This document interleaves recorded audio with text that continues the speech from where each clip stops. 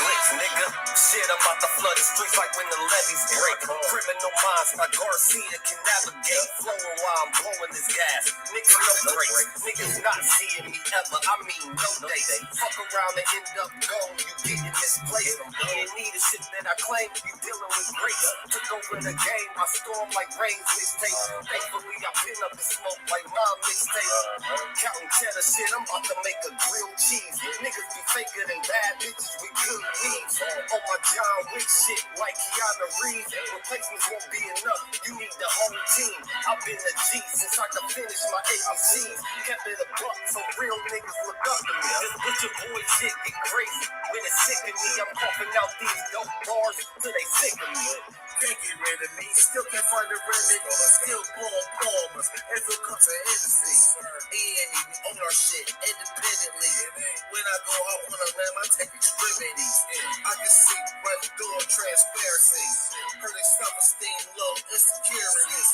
Now I never like, push the guarantee. What's the recipe? King L's Reflection 3. All these chapters in my life, you can turn a page. Books can't tell you my story, gotta live a day. Glitch got my back, yeah, you can copy that.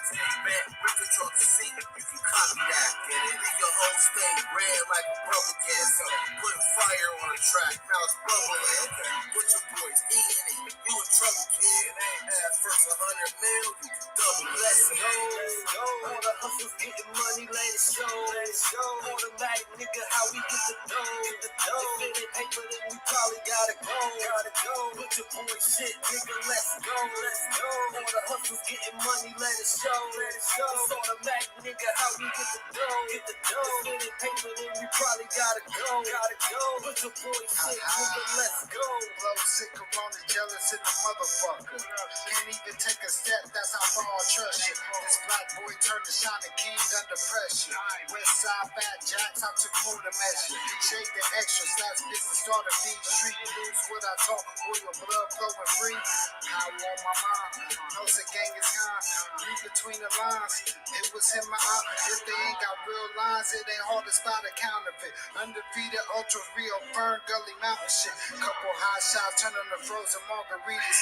Even better when it's served with some flawless features. Next shit ain't gotta pay for these flawless features. Flawless victories from the flaws that they teach us. Now my flow imitate how I board the plane outside. The little J gon' take over with my time side. Yeah, I get right to it. My nigga, we beg your pardon. We putting niggas back in boxes. Yeah, they need harder. My flow be retarded. Sick, I need hella help. My groove came back. This must be how Stella felt. We just started kicking it like a yellow belt. We all made it to the pros. This is how LaMelo. You better yell out help. Here comes the double team. You catch me in the spot. Then you know that the boy is clean. The Louis V look mean with the magazine. So if you try it, you get shot. No vaccine. If you was asleep before I came, then I'm the caffeine. I pull the jokers out the deck. Yeah, there ain't no laughing. In CEO fashion, we sticking to the business. Wouldn't even let a vegan knock me off my chick. Yeah, something about the DDS when the sun is hitting. Should be flashing like the lights when you getting Let's go. All the hustlers getting money, let it show. It's automatic, nigga, how we get the dough. If it ain't paper, then we probably gotta go. Put your boy shit, nigga, let's go. All the hustlers getting money, let it show. It's automatic, nigga, how we get the dough. If it ain't paper, then we probably gotta go. Put your boy shit, nigga, let's go. Yeah. What up? Y'all already know it's the man about town, Virg Berry, aka Stacks with the Facts. And y'all know y'all tuned in to another episode, Friday night edition. It's the weekend of A Real Talk Podcast. How you doing? Thanks everybody for coming out. What's good? What it do? What the business is? You know what I'm talking about? Friday night. And it's only right that we talk about what we about to talk about tonight. You know what I'm saying? Before you do anything or as soon as you come up in here, please definitely smash that like button. You hear me? Do a round off, back handspring, double back tuck with a Arabian. You hear me? On that goddamn like button. And of course, subscribe to the page by clicking on the subscribe and bell notificator, right? How y'all doing tonight, man? You know what I'm saying? It's a beautiful evening. It's not super blazing hot like it's been this past couple of days in the city, but it's a nice Friday evening, man. I want to start this show off. You know what I'm saying? And I ain't gonna say I hate to do this, you know what I mean? But I got to because, you know what I'm saying, last night, after we got done chopping it up with Valen, shouts out to my sister Valen. She definitely dropped heavy jewels and gang last night. You know, it's a blessing to know an actual woman like that, you hear me? But after we got done with that show last night, my phone goes off. And of course, it's the Facebook notification. And I seen that one of my childhood homies, you hear me? One of my brothers that I grew up with, you hear me? From my hood, actually from my neighborhood, you know what I'm saying? Unfortunately, he got killed last night. Mind you, he got killed at a bar that I frequent, or should I say I have or used to frequent a lot. Bar by the name of the Happy Family. It's called the Avion Bar and Grill Lounge or something like that now, but I know it, and everybody else from my city who's my age knows it as the Happy Family, right? You know what I'm saying? And I just want to say, rest in the essence to my brethren. You know what I mean? It's a very unfortunate and sad situation. You know what I'm saying? Gotta say that. It's sad to hear about anybody losing their life, but especially somebody who I personally know and actually grew up with, for the same side of town, for the same hood. You know, I mean, it's just sad to hear that, man. You know, unfortunately, not only was the guy killed last night, but he was killed inside of the bar, literally inside of the bar, right? I'm talking about literally inside of the bar. You know what I mean? How this happened, I don't know. You know what I'm saying? You know, whatever the situation was is really neither here or there. What really matters is that the brother lost his life last night.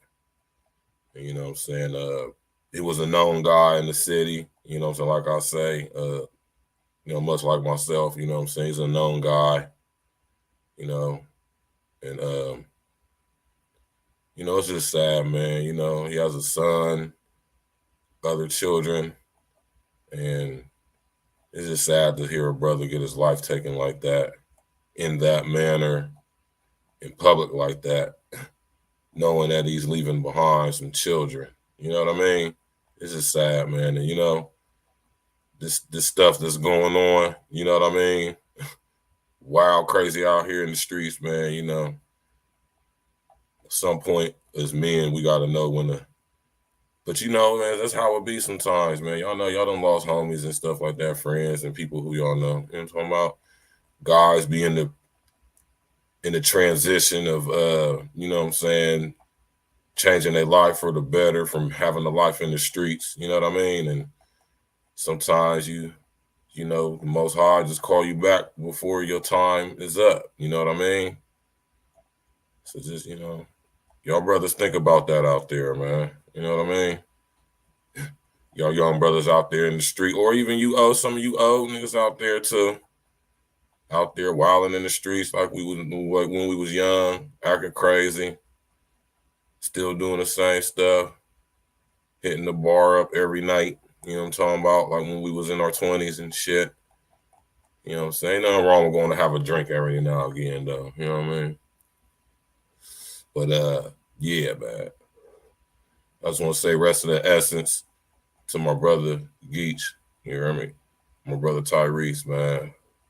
It's just a sad situation, y'all. You feel me? And I ain't trying to be a Debbie Downer or nothing like that. You know what I'm saying? I'm good to go, but I got to pay homage and I got to pay respects, you know what I'm saying, to my brother. Andrea R in the building. What's good, baby? How you doing? Yeah, Andrea, you know what I'm saying? My guy, Geach, man, you know what I'm saying? He's a hell of a guy. I'm going to just say that, man. You know what I mean? I've been knowing this guy since we basically grew up with each other. You know what I'm saying? You know what I mean? basically grew up with each other. You know what I'm saying? And, yeah, man. You know what I'm saying? I'm gonna show y'all a picture of my brethren, man. You know what I'm saying?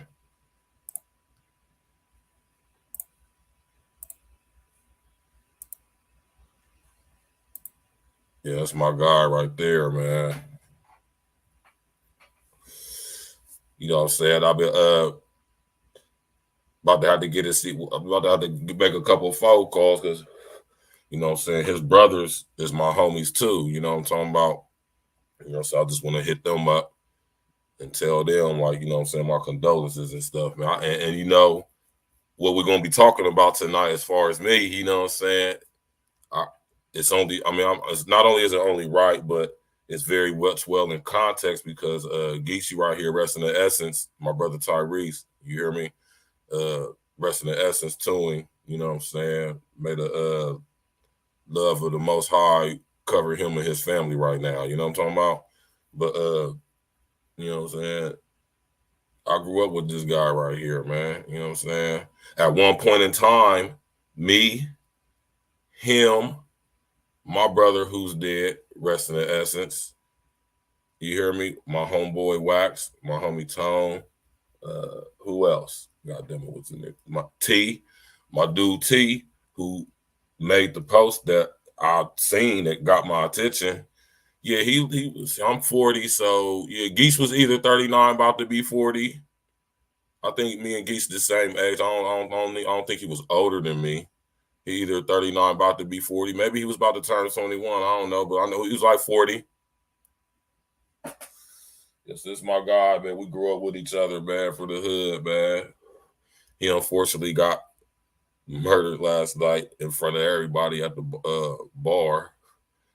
And, you know, that's going to play a part in what I'm saying tonight because, like I said, I used to frequent the Happy Family. Like, I used to go to that bar a lot. I remember when I was in the streets real heavy before I got locked up, I used to go to the Happy Family at least once or twice a week, you know, so you could smoke your trees out there. They had the food popping in there and they got the banging drinks, you know what I'm saying? All the little ratchet chicks be up in there, whatever, you know, hood. You know, you in the streets, you know what I'm saying? You know how it is in your city, man. Y'all go to the neighborhood drinking water and hoe on the weekend. You know how that go. It's still going on to this day, as you see. You know what I'm saying? Rest in the essence to my brother, though, man. You feel me? Hold on. Cupcake just hit me up. You said they restricting you. I wonder what they're doing that for. Let me go check.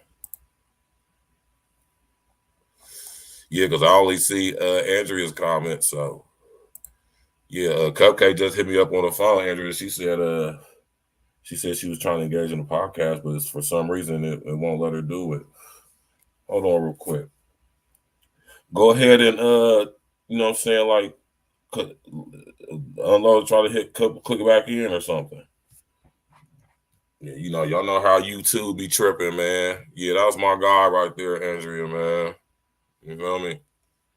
And you know, like I say, he got a son by my girl Tanya. You know what I'm saying? It's just crazy, man. You know what I mean? Just so much death. It's just so sad. Oh, really? Oh, damn, that's crazy. Coco hit me up on the phone, said YouTube is restricting it for some reason. What? Yeah, man.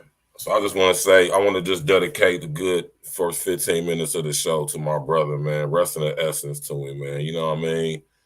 You know what I'm saying? When we was young boys, man, we used to be wilding out in the streets, man. You know what I'm saying? Getting into stuff. Y'all know how it is, man. You know what I mean?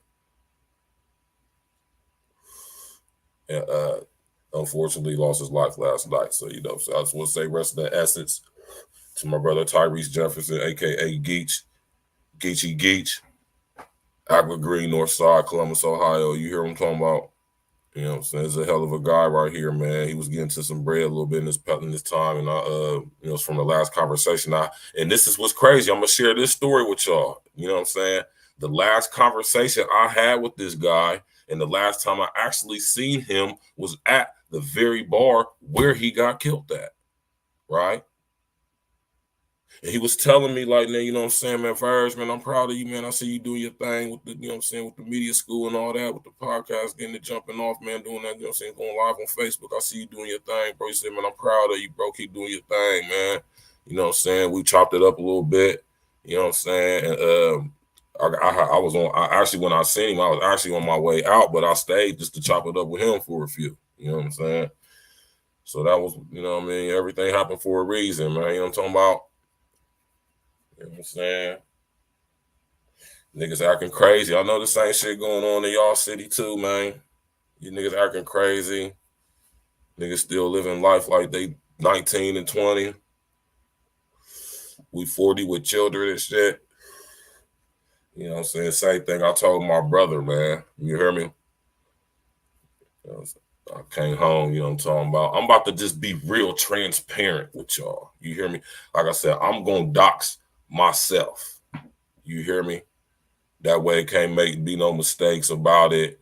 You know what I'm saying? We just going to jump that off top just because I'm a transparent guy like that. And the only reason why I'm not counting up right now is because I'm blowing trees. You understand what I'm saying? Because I smoke trees. Goddamn it. You hear me? Nah, but I was telling my brother the same thing, and my brother was running a bar, right? Like right down the street from where I was staying at the time, so it was real convenient to go there, you know what I mean? And you know, so I used to go up there, chop it with him. He'd come through the crib when he had his dude running it, and we'd chop it, whatever, you know what I'm saying? And, you know what I mean? Yeah, this is at a time before he really started, you know what I'm saying? Like, really seriously make a transition into getting out of that lifestyle. But when, like I told y'all, if y'all was paying attention earlier, I said at one point in time when I had came home in 2016, I went to the halfway house, right? You hear me? You said, well, check that out. What you talking about, Andrea? Oh, okay. Hey, listen, what was Red talking about earlier, Andrea? You hear me?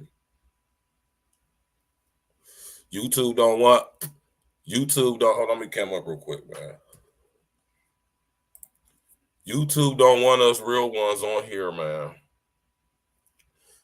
Listen here, y'all, and with my nigga Red, man, that's why I rock with my brother Red, man. You know what I'm saying? Real ones know real ones. And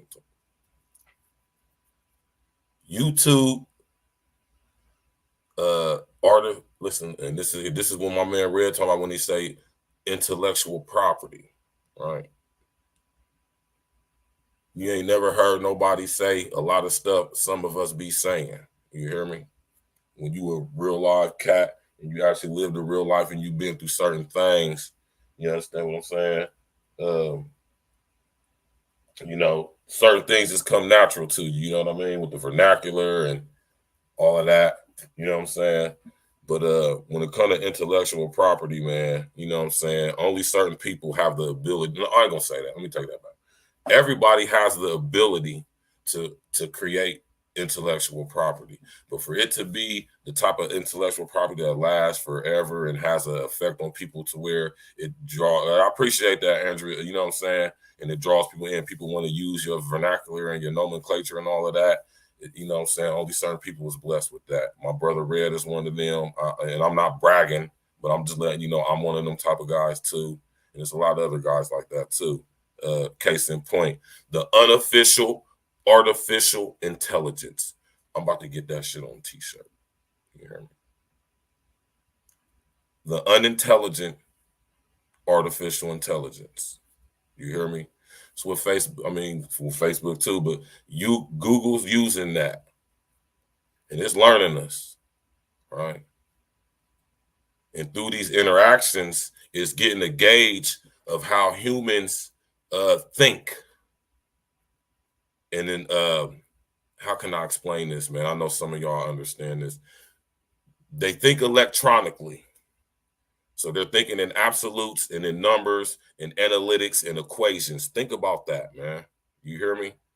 And when certain people come on here providing a certain type of content, you know what I mean? The artificial intelligence picks up on that because it's been programmed to do that. And the artificial intelligence learns at a rate and pace that exceeds how we are able to, or how we've been dumbed down to be able to, right? Remember, we only use like top smart people only use 10% of their brain, so they say, right? So when it comes to that intellectual property, man, you gotta be a charismatic and magnetic. Shout out to Simple to P. I heard him say that. You hear me? Guy, you know, come up with little slick slangs and don't even be trying to say it and shit. No. And one of the ones I came up with was the unintelligent artificial intelligence. Because it ain't that intelligent as we being made to believe. So rest in the essence to my brother Geach, man. You feel me? And, you know, it's sad, man. I'm going to go ahead. You know, I'm going to take that picture down. We're just going to be staring at my brethren all night. You know what I'm talking about?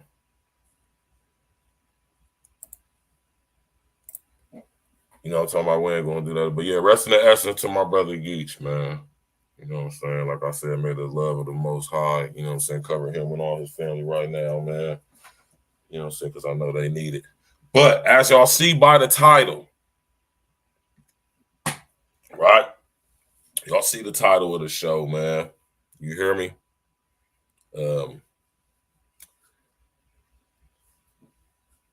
Virg to stacks and evolve. Like I said, keyword evolve into stacks with the facts. You hear me?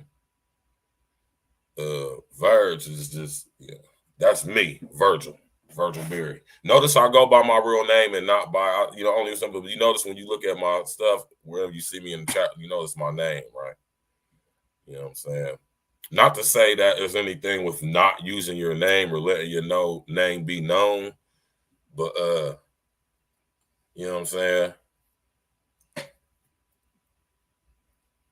I just use my real name. You know what I'm saying? And you know, Virgil Berry out of Columbus, Ohio, young guy. You know what I'm saying? I ain't gotta get too deep into I'm not gonna get too deep into every aspect of my life. You hear me? Because we'll be here for literally days and we ain't gonna do that. But I'm gonna give y'all a brief synopsis because I get asked this a lot. You know what I'm saying? Believe it or not, a lot of people ask me, how did you get the name Stacks? You know what I'm saying? And then a lot of people ask me, how did you get the name Stacks with the Facts?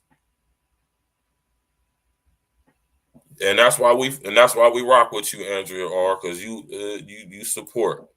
You know what I'm saying? And that's what we need. Like I'll be saying in my brother Red Chat, I'm gonna be saying, like, listen, we need to support each other, man. You hear me? Get these lame ass, I ain't gonna curse, man. These lame ass dudes off, you know, not so much as let me come up for this, man. For real, I want to make this clear. Not so much as censoring people, man. You hear me? We ain't trying to censor nobody. We don't want nobody to not say what they want to say, even if they saying the most egregious, stupid, unresearched, ill-informed, misinformed, dumb, retarded, stupid, all that shit, man. Right?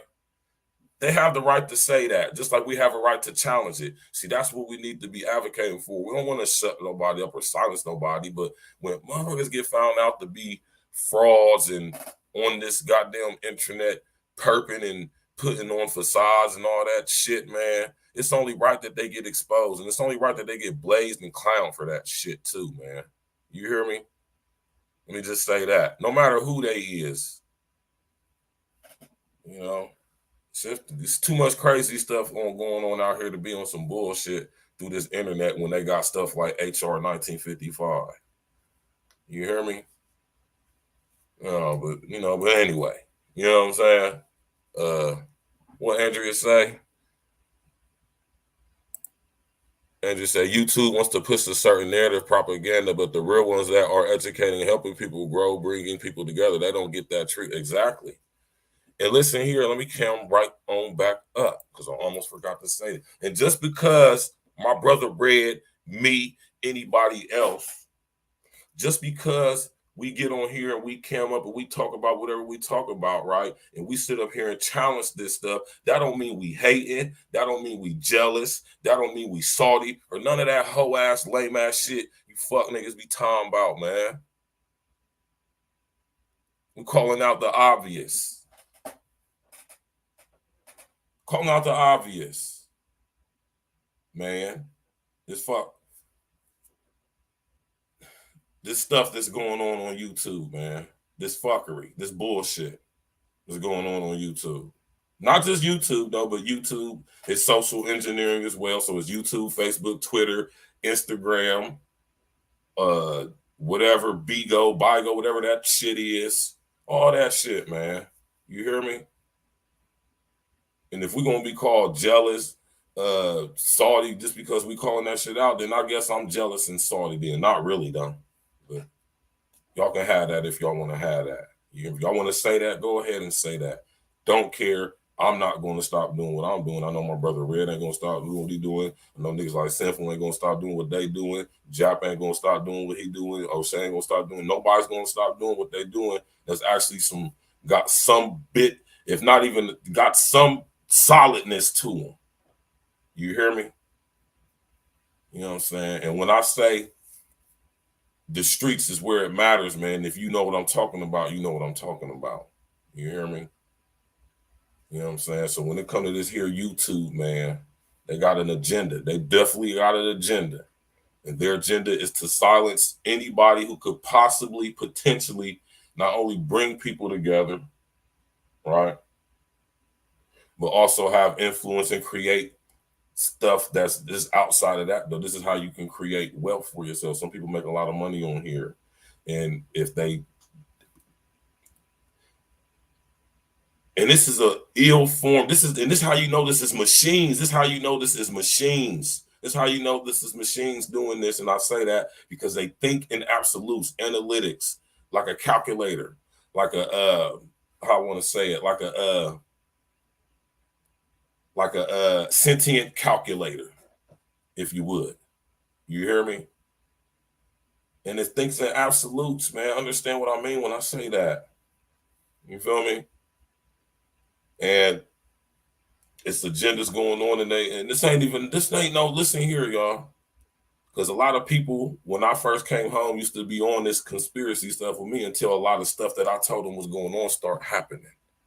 And it's not that a nigga predicting anything. It's just once you tap into the knowledge of what's actually going on, unsnap from reality, you can see this stuff. It's clear and it's right in your face, right? Just like my brother Red said, what they promote on here, violence, death, you hear me? Demon time stuff. You come on here saying anything in opposition to that, or which could possibly be in opposition to that, that's when the algorithms and all of that stuff come for you. And you know, it's all good. And just like my nigga Red says, some of you niggas just suck. Yeah. Some of y'all just suck. You know. No real life stories, no real content. My nigga Red was not lying. He been saying that shit too. I've been saying it, just not on YouTube. You hear me? I just recently started messing with YouTube seriously, like last year sometime, maybe. You see, I got stuff on here from when I first started school and shit I had to do for school assignments. I wasn't taking this shit serious. I was too busy doing what I was doing. Right? My nigga Red always on point. Because when you telling the truth, you ain't got no choice but to be on point. Because you ain't lying about nothing. Right? Let me say something real quick before I go into the story about me about camming up and what's so important about camming up. When you cam up, that's like you revealing yourself to the world. That's like you making yourself vulnerable. That's like you're not hiding anything. You cannot, I mean, you can with the whatever, with filters, I don't know, whatever, deep fake technology, whatever you want to do, right? But you know what I'm saying? Even when it come to that, you don't want to be doing, you know what I mean? You cam up just to show the world, like, you know what I'm saying? Because this is vulnerability right here. You know what I'm talking about? This vulnerability, this makes you vulnerable to anybody who may want to be potentially, or who could potentially be violently radicalized, right? Track your IP address, you know, and or blow up on you at whatever, at your job. Y'all know how people are crazy nowadays. So when you cam up, that's showing not only do you got ovarian fortitude and testicular fortitude, that means that you stand behind what you say. And you willing to defend what you say. You better be, right? You know what I'm saying? So just to touch on that, man, you know what I'm talking about? You niggas on this goddamn YouTube, man. You hear me? I ain't gonna say most because I really don't know, but I'm gonna say a lot of you niggas is straight suckers, man. You hear me? And you know what I mean when I say that. And I ain't even on here like capping or talking this shit. Or no, I'm saying some real shit, man. This is why I rock with my nigga Red, because niggas be saying niggas be, man, y'all niggas is hoes for real. You niggas, this is the fact that you saying somebody hating by telling the truth, man, by basically pointing out the obvious, because we see this stuff. It's not like we making up what we saying or lying about what we saying. You know? So yeah, we ain't on none of that, promoting none of that bullshit, man. We about solution-based content, you hear me? I mean, come on, Ezra, is that not sus though? Where were you from? Most of us is from the hood. Most of us come from the hood, man. Let's just face that. And let me tell you, hoods is all the same everywhere you go. They might look different. People might talk different, do, you know, whatever. It might be, but they basically the same. Really. They really are. You feel me? And goddamn it, you know what I'm saying? We basically all come from the same environment, basically is what I'm saying. So we all have the similar experiences. Most of us grew up, however we grew up, we're all similar. So we know what's going on out here, man. And you know what I'm saying? When it comes to this thing right here, this YouTube, you can be who you want to be on the tube. Yeah. You can be who you want to be on the tube. Might have to put that in the track or something, man. You feel me? But just like Andrea said, though, man, not coming up, that's suspect, man. Then people sitting here telling y'all certain things, indoctrinating y'all with ideologies and stuff like that. I wonder if y'all even pay attention to that shit, man.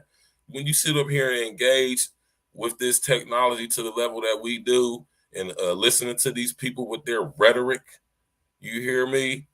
It's you know, and people are very emotional out here. People's minds getting messed with, you know, and that stuff can have an influence on you and you know, allowing the unintelligent artificial intelligence to assimilate you into its hive mind collective, to where you start supporting motherfuckers who straight lying to y'all and getting y'all for y'all bread, right? Portraying like they this and that, and they like the worst people ever. They don't come up, they don't show y'all nothing, show you how they living. Y'all be contributing their bread. Y'all don't see nothing invested. Y'all don't see nothing getting growing bigger, other things, merch, none of that shit. Y'all just giving y'all money to sit them to argue with people and shit. All right. And I'm gonna just be honest, I've engaged into it like everybody has to some extent, which is needed to some extent, but there has to be a balance, right? Has to be a balance. There absolutely must be a balance. And that's why this real ones is, you know, some of us, most of us get, you know, on here that we do. And just like Red said, some niggas just suck, man. You feel me? Niggas ain't got no real experiences to talk about, no real life to talk about. You niggas, you know what I'm saying? You know what I mean? Just because you come from the hood don't mean you was in the hood. But just because you coming from the hood, that doesn't mean that you haven't had an interesting life and a testimony that you can share with people. That don't mean you ain't got no game to give nobody, which is just information. I think when people hear the word game, they think like game, like how we used to spit game to girls when we was kids in middle school. Nah, nigga. Silly, simple ass niggas. That's why I see my nigga Red call you niggas game goofy Gilligans. Right? And I'm not a nigga that's high capping though. I'm not rich. I don't have hundreds of thousands in the bank. I'm not, you know. I'm a nigga that work at a job just like everybody else. So let's just get that straight right there. I told you this is Virg doxing himself night to night. How I went from Virg to stacks with the goddamn facts, man. You hear me? A brief synopsis into the lifestyle, the content creator Virgil Berry, who you are formerly known as, right? You hear me?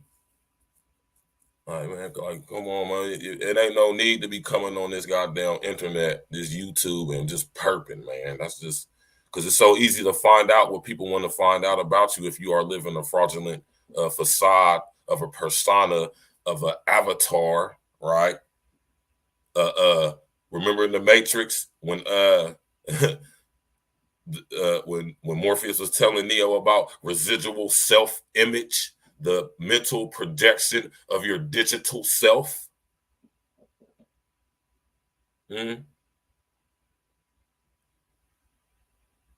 That's why I be saying when y'all be hearing me talk, man, I'm telling you this shit is on another level with me, man. But you know, as far as me, like I said, I'm from Columbus, Ohio. I just showed y'all one of my homies who unfortunately lost his life last night at a bar, right? And you know, it was just sad. But like I said, I'm from Agua Green, the neighbor. That's why I said I'm from Agua Green, North Side, Columbus, Ohio.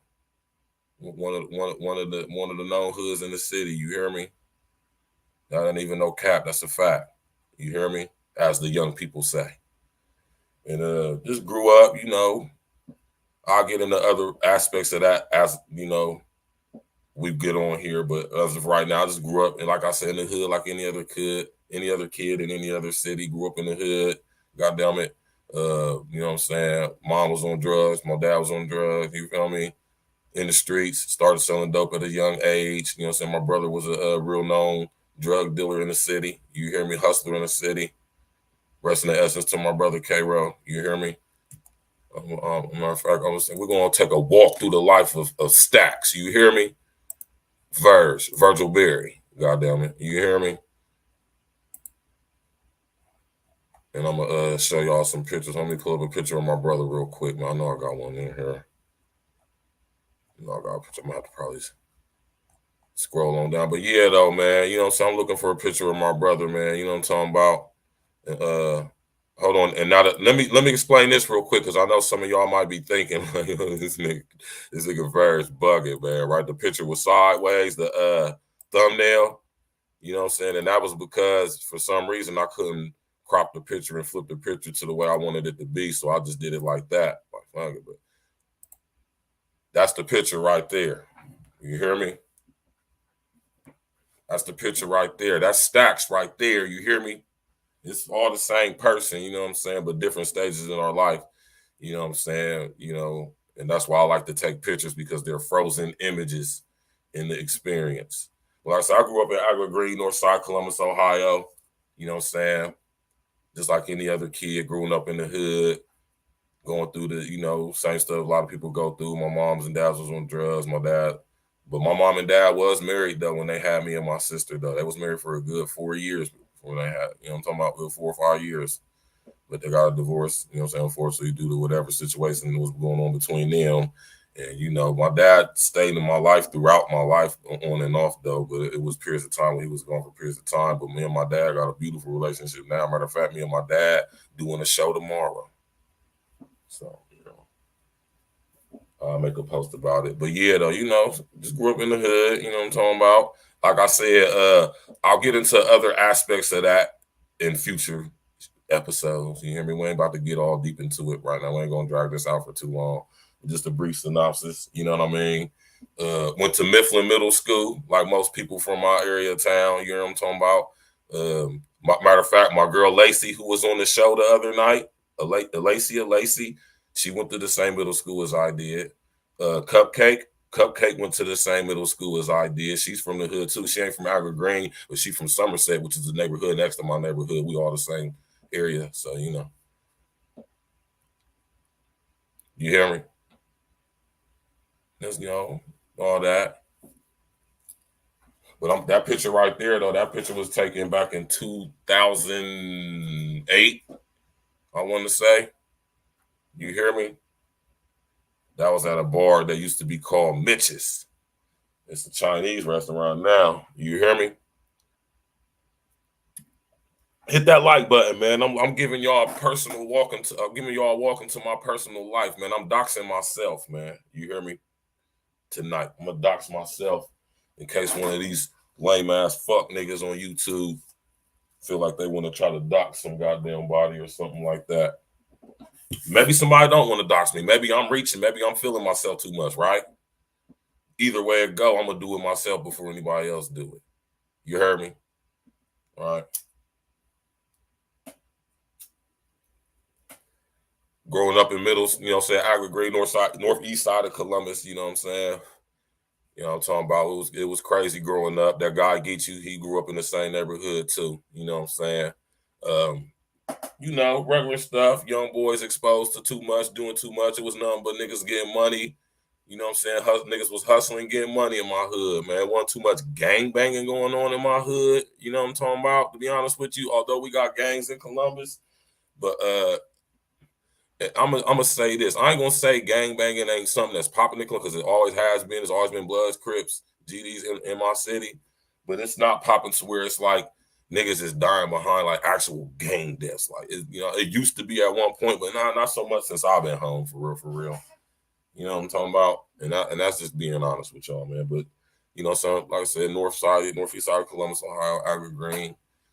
You know what I'm saying? I even said I'm gonna play my song. I'm gonna play the song earlier. You can go later when the show ends. You know what I'm saying? I'm from that nutty north, Agri Green, Cleveland Ave, number streets. You hear me? Off top, start my hood out off top. Yeah, just grew up out there, exposed to too much. You know, my brother is like 5-6 years older than me. He was doing, you know what I mean? Like I said, his dad hadn't one around. My dad started getting on drugs. He ended up not being consistent around, you know what I'm saying? And you know how your young boy do when he ain't got no masculine presence in the house. And mom, you know, my mom was doing hair and she still do hair to this day. And she was working hours and we just had too much freedom. So, you know, me and my brother was definitely involved. You know what I'm saying? I lightweight followed after my brother, you know what I'm saying? And you know what I mean? And that's just how it go. You hear me? You know what I'm talking about? It was fun growing up as a kid, though, in the 90s in Agri Green in Columbus, Ohio. I got to say that. I got a lot of my knowledge that I got right now from them experiences I had. You hear me? You know what I'm talking about? We used to be wilding out when we was kids. I was doing things at the age of 13 that no child should ever be doing. Just say that. Ever. We selling dope. We in a dope spot. We getting motherfucking geek rents, goddammit. We motherfucking going out east, getting it in. You know what I'm talking about? Y'all know how it is if y'all grew up in the hood, man. You know what I mean? Wilding. You know what I'm saying? This is Virg, though. You hear me? Let me show y'all a picture of me. You know, so I'm going to show y'all a picture of me. And like I said, I'm not a hard guy to find out information about. I got a Facebook page, y'all. Y'all can go to my Facebook page right now and see all type of stuff, man. You know what I'm talking about? Well, I'm going to pull up some pictures of me. You know what I'm talking about? From back in the day when I was a young boy. I wonder if I got some of them on. Y'all know because I got some on here. Yup, this is one right here. That picture right there, that's me and my brother Billy. Rest in the essence of Billy. See, this thing is this deep. My brother Billy right here got killed when we was 14. Like I told y'all, we was doing too much. We was getting money a little bit, you know, doing way too much as young boys in the 90s. I said the 90s was the best era ever, man. I don't care what nobody say. Growing up in the 90s was so tragic, but it was so beautiful, man. But my brother Billy right here, he got killed in West Virginia. Out there in West Virginia selling dope. You know what I'm talking about? On some bullshit, man. I ain't gonna get too far deep into that story though, but unfortunately my brother lost his life. We was in the 8th grade. You hear me? I was 13. He was 13. He turned 14 on his birthday after he got killed. He got killed on April 1st, 1996. April Fool motherfucking day. And I remember when his brother Wax called me on the phone. This is when we still had phones in the house and shit. He called me on the actual phone, right? Crying, talking about some man, Billy dead, man. And I remember I came home from school, you know what I'm saying?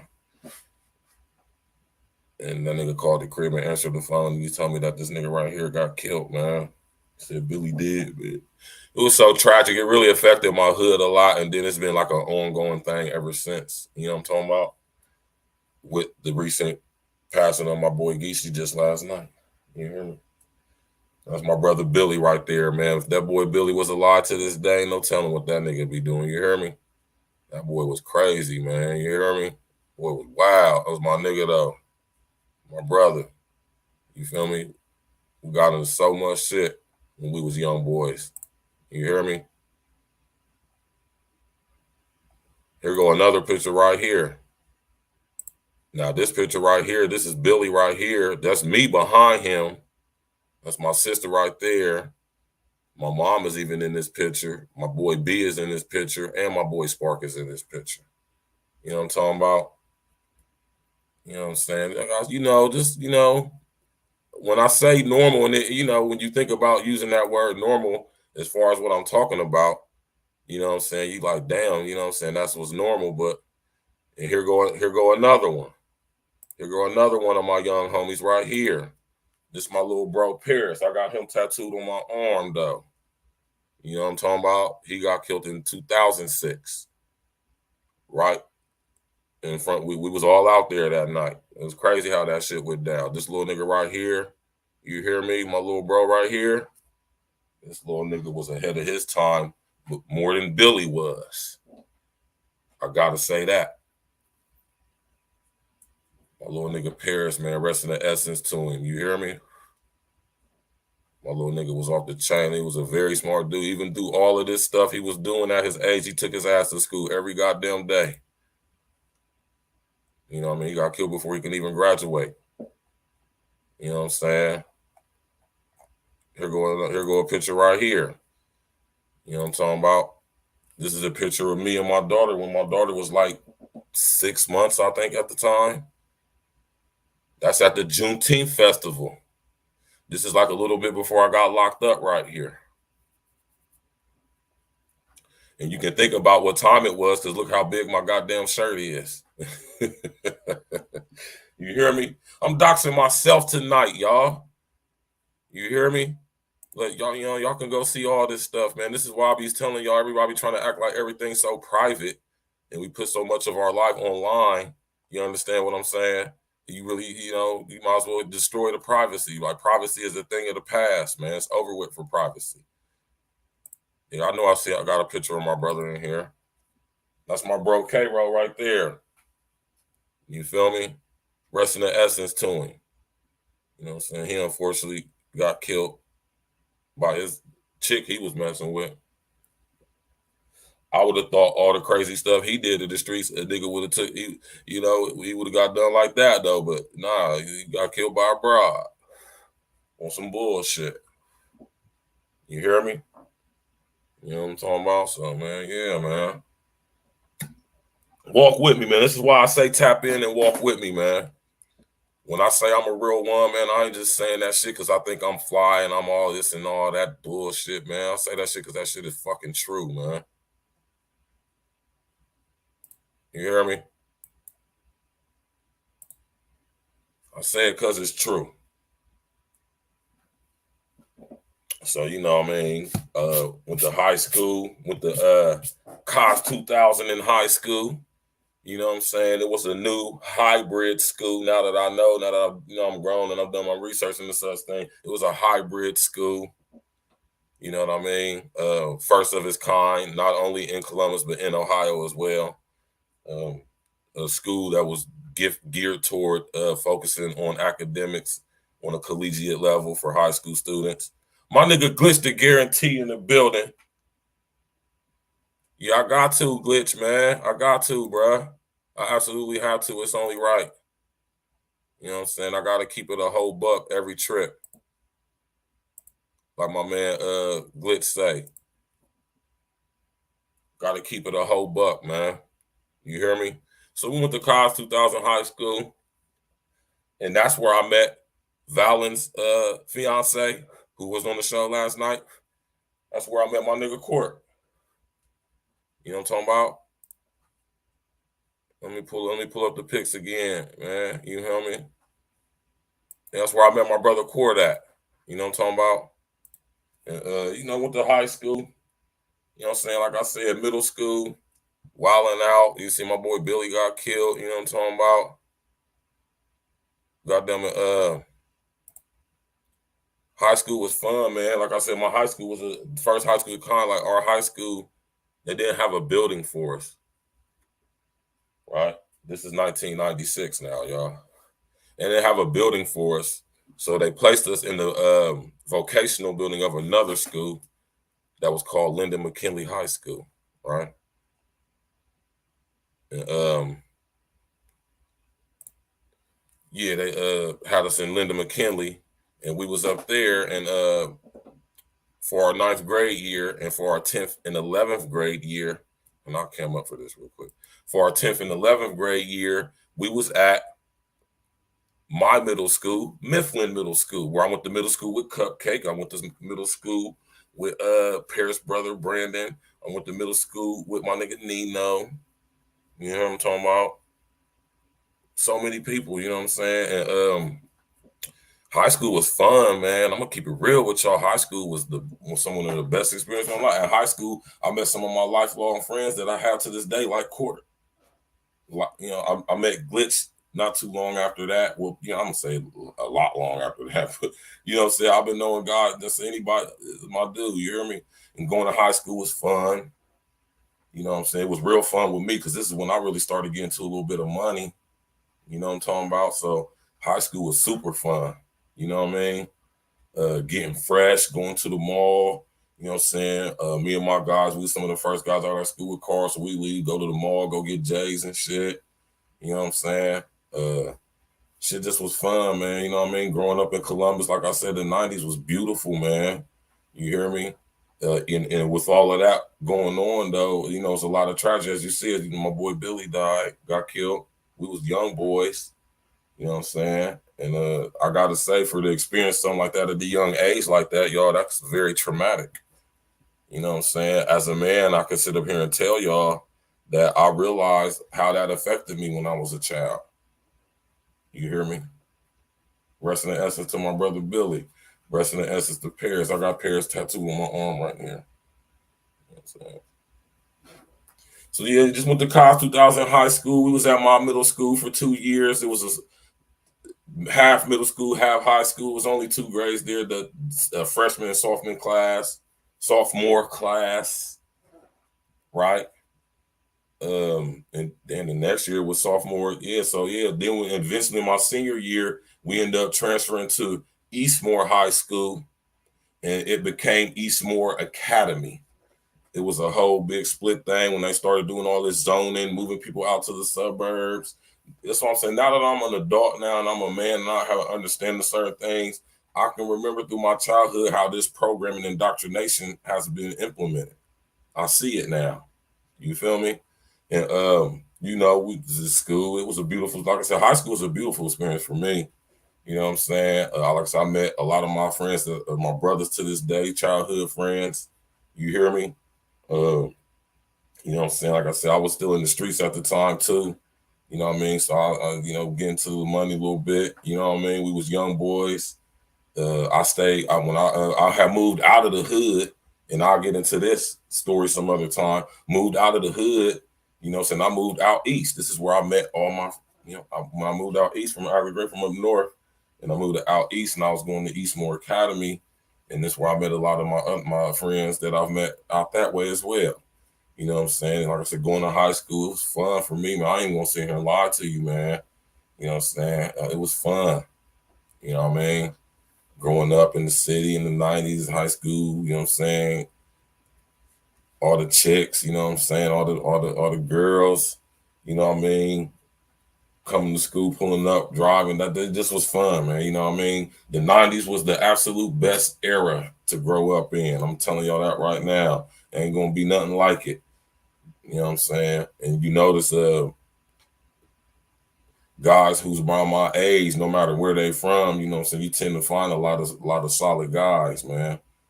But then again, you don't find a lot of solid guys too. You know what I'm saying? So we just going in, like I said, hit that like button, y'all. Hit the like button. Click on the bell, subscribe to the page, you know what I'm saying? Share on your social media and all that, man. You know what I'm saying? We listening to the live doxing to me, by me. Who else better to do it? You know what I'm saying? So high school was fun. Ended up graduating from high school. You know what I'm saying?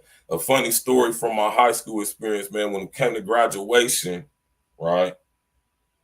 Is a funny thing because we were supposed to dress up at the thing, but you know me, I was in the streets at that time, and I actually was coming from out of town. You know what I'm saying? With my brother, you feel me? And trying to make it to the graduation. I didn't make it there. I just didn't have no clothes to change. So my the guy my mom was messing with at the time, Barry, I wonder if Barry's ass is where his ass is doing, but Barry, I had to change clothes with this nigga. And you know, this nigga was an old head nigga, so this nigga had on the chancleta sandals with the linen pants. Now that I'm thinking about it now, he was clean, but back in the day, me walking across stage, you know what I'm saying? Everybody remember that. I know everybody remember that. And I had the sandals on with the goddamn it linen pants with the oh man, that was funny, man. You hear me? So yeah, though, you know what I mean? High school was fun, and that's one thing from high school. I'm always remember that too, though. You know what I'm talking about? And, yeah, I didn't go to my high school prom because I just didn't. You know what I mean? I was one of those guys. I was out doing what I was doing in the streets. I wasn't worried about going to damn prom. But I did go to prom, though. I went to prom with a girl who I knew from middle school named Sabrina Green. Sabrina Green ended up killing herself or some dying or something. I can't remember exactly what happened, but she ended up dying like a couple years ago. And, you know, that's sad. Rest in the essence to her. You know what I'm talking about? Yeah, it's a sad situation, man. You know what I mean? I want to say it was something, but some drugs was involved and all this crazy stuff. I mean, I don't really like to speak on it because I don't know the full details of it, but, you know, I know she lost her life and stuff, and that was messed up, man. Sabrina was a sweetheart, man, from what I remember. You know what I'm saying? And, yeah, we went to prom and stuff. It was sweet. You know, it was nice. She went to a different high school than I did, though. She went to Beechcroft High School. But I know a lot of people from Beechcroft High School because I went to middle school with them or I grew up in the hood with them or just know them from up north. You know what I'm saying? And now we getting into, you know what I'm saying, getting out of high school. Now, this is the 2000. I graduated in the year 2000. You know, so I know some of y'all thinking like that's old. That make me old. But now I think about this 20 years. It just went by so fast. You know what I'm saying? And a lot of stuff has happened in that 20 years. You know what I'm saying? Actually, in that 22 years. Now that I'm thinking about it. You feel me? I'm going to come back up here in a second, man. Yeah. You know what I mean? So, graduated from high school. I actually graduated, so at least I did that, right? Graduated from high school. And, you know, I wasn't even thinking about college, man. I mean, I could have went to college. I probably should have went to college. Maybe. Who knows? You know what I'm saying? But I was in the streets, man. I wasn't thinking nothing about going to college. You know what I'm saying? You know what I'm saying? I had a couple jobs. You know, are you 38, Andrea? That's what's up, baby. You know what I'm saying? And I was out, you know, had work a couple jobs, little odd jobs. You know what I'm saying? I never been a dude who ain't never been was above working at a job. But when I did work at a job, it wasn't for a long time though. But one job. Okay, let me go back to high school real quick. I worked at White Castle when I was in high school in my senior year. Right? Man, I'm gonna come back up for this. Working at I used to work at White Castle on Main and Hamilton when I was in high school, right? Not my senior year, my junior year, right? And goddamn it, that was an experience right there. You feel me? Everybody worked at that White Castle, man. My boy Tiger worked there. My boy Keys worked there. My nigga Ant worked there. Rest in the essence, my boy T. Leary worked there. Tasha worked there. May worked there. Hella people worked there. It was everybody who I just know from, you know, it was cool working at their White Castle. And not to mention, you know what I'm saying, I moved out east and, you know what I'm saying, I was out there getting money. They had the swerves coming through the White Castle. Oh, it was beautiful, man. It was absolutely beautiful. Had White Castle jumping, you hear me? Smacking up that motherfucker, man. You know what I mean? And yeah, just wilding out, you know. I say from the time I graduated from high school up until about 19, right? That's when I started getting in trouble with the police and stuff. Right? Caught my first case when I was 19. You hear me? Yeah, I love White Castle, man. I ain't gonna lie, man. I don't really mess with fast food like that, but when I do, I rock with White Castle because I actually think their food is actually good. Them fish nibblers, you hear me? The mozzarella sticks and them goddamn castles, the cheese sliders and the breakfast sandwiches. Quit playing with me. Only fast food that I eat down. For real. On some real stuff. Anyway, you know what I mean? In the streets, getting it in. Like I said, I had moved out east. I said my man Ant worked at White Castle with me. I met Ant at Cos 2000. That was what, our 10th grade year when I met Ant. My nigga Scant, you hear me? And you know, we was running around out east on Main Street in Columbus, Ohio, getting it in. Main and Wilson, you hear me? Everywhere, getting it in. You know what I'm talking about? Getting it in. And I had started messing around up north again when I ran into my brother Meech. You know what I'm saying? Stu. This is when I met all these niggas, right? And you know, we up north getting it in. Getting to the bread. My young brother MC, who was Paris's second older brother. Remember earlier I showed y'all the picture of my little bro Paris who's tattooed on my arm. His second older brother, MC, who's my little bro, and then his older brother B, who's my age, right? All from Agra Green. Anyway, rest of the essence to Paris. We saw all running around, and MC was a young boy when we was started getting it into up north. MC was like 15. You hear me? Vernon 85, what's good, bro? What it do? Yeah, man, we going through the self-doxing of how Virg became Stacks and Stacks evolved into Stacks with the Facts. You hear me? The self-doxing of Virgil Berry, nigga. What you talking about? All right? So, you know, like I say, just running around. That's when I started getting in trouble with the law. Caught my first case when I was 19, you know what I'm talking about?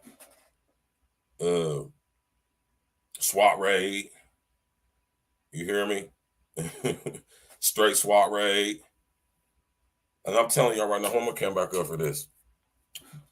I've been in 3 SWAT raids, y'all. I'm not bragging. I'm just telling y'all about my life, man. I've been in 3 SWAT raids. Don't commit crimes, y'all. Go to work if you must. Live a drama-free, crime-free life. You hear me? And do the right thing. Don't get involved in any form of criminal activity. It's not worth it. You hear me? Anyway, I've been in 3 SWAT raids, and when I was 19, when I got on my first SWAT raid, you hear me? And I'm gonna tell you, it's a very harrowing experience, if you will, right? Them police come up in there, them sheriffs come up in, they ain't playing no games. You hear me? They ain't playing no games. Anyway, and that's when I started getting in trouble with the law, man. In the streets, really getting in, you know what I'm saying? As a young man, 19, 20, you know what I'm saying? I caught my first number when I was what? 21? Yeah, 21. Went to the joint like 14 months for possession of drugs and guns. And if y'all was to look up my name, Virgil L. Berry II, right? Y'all find that I've been to prison for everything I'm talking about, selling drugs and guns. That's what I was doing. I was in the streets selling drugs, getting money with guns. You know, thankfully I don't have no assault or bodies or anything like that. Just drugs and D, guns and D. You hear me? And so that first time in the joint was only 14 months.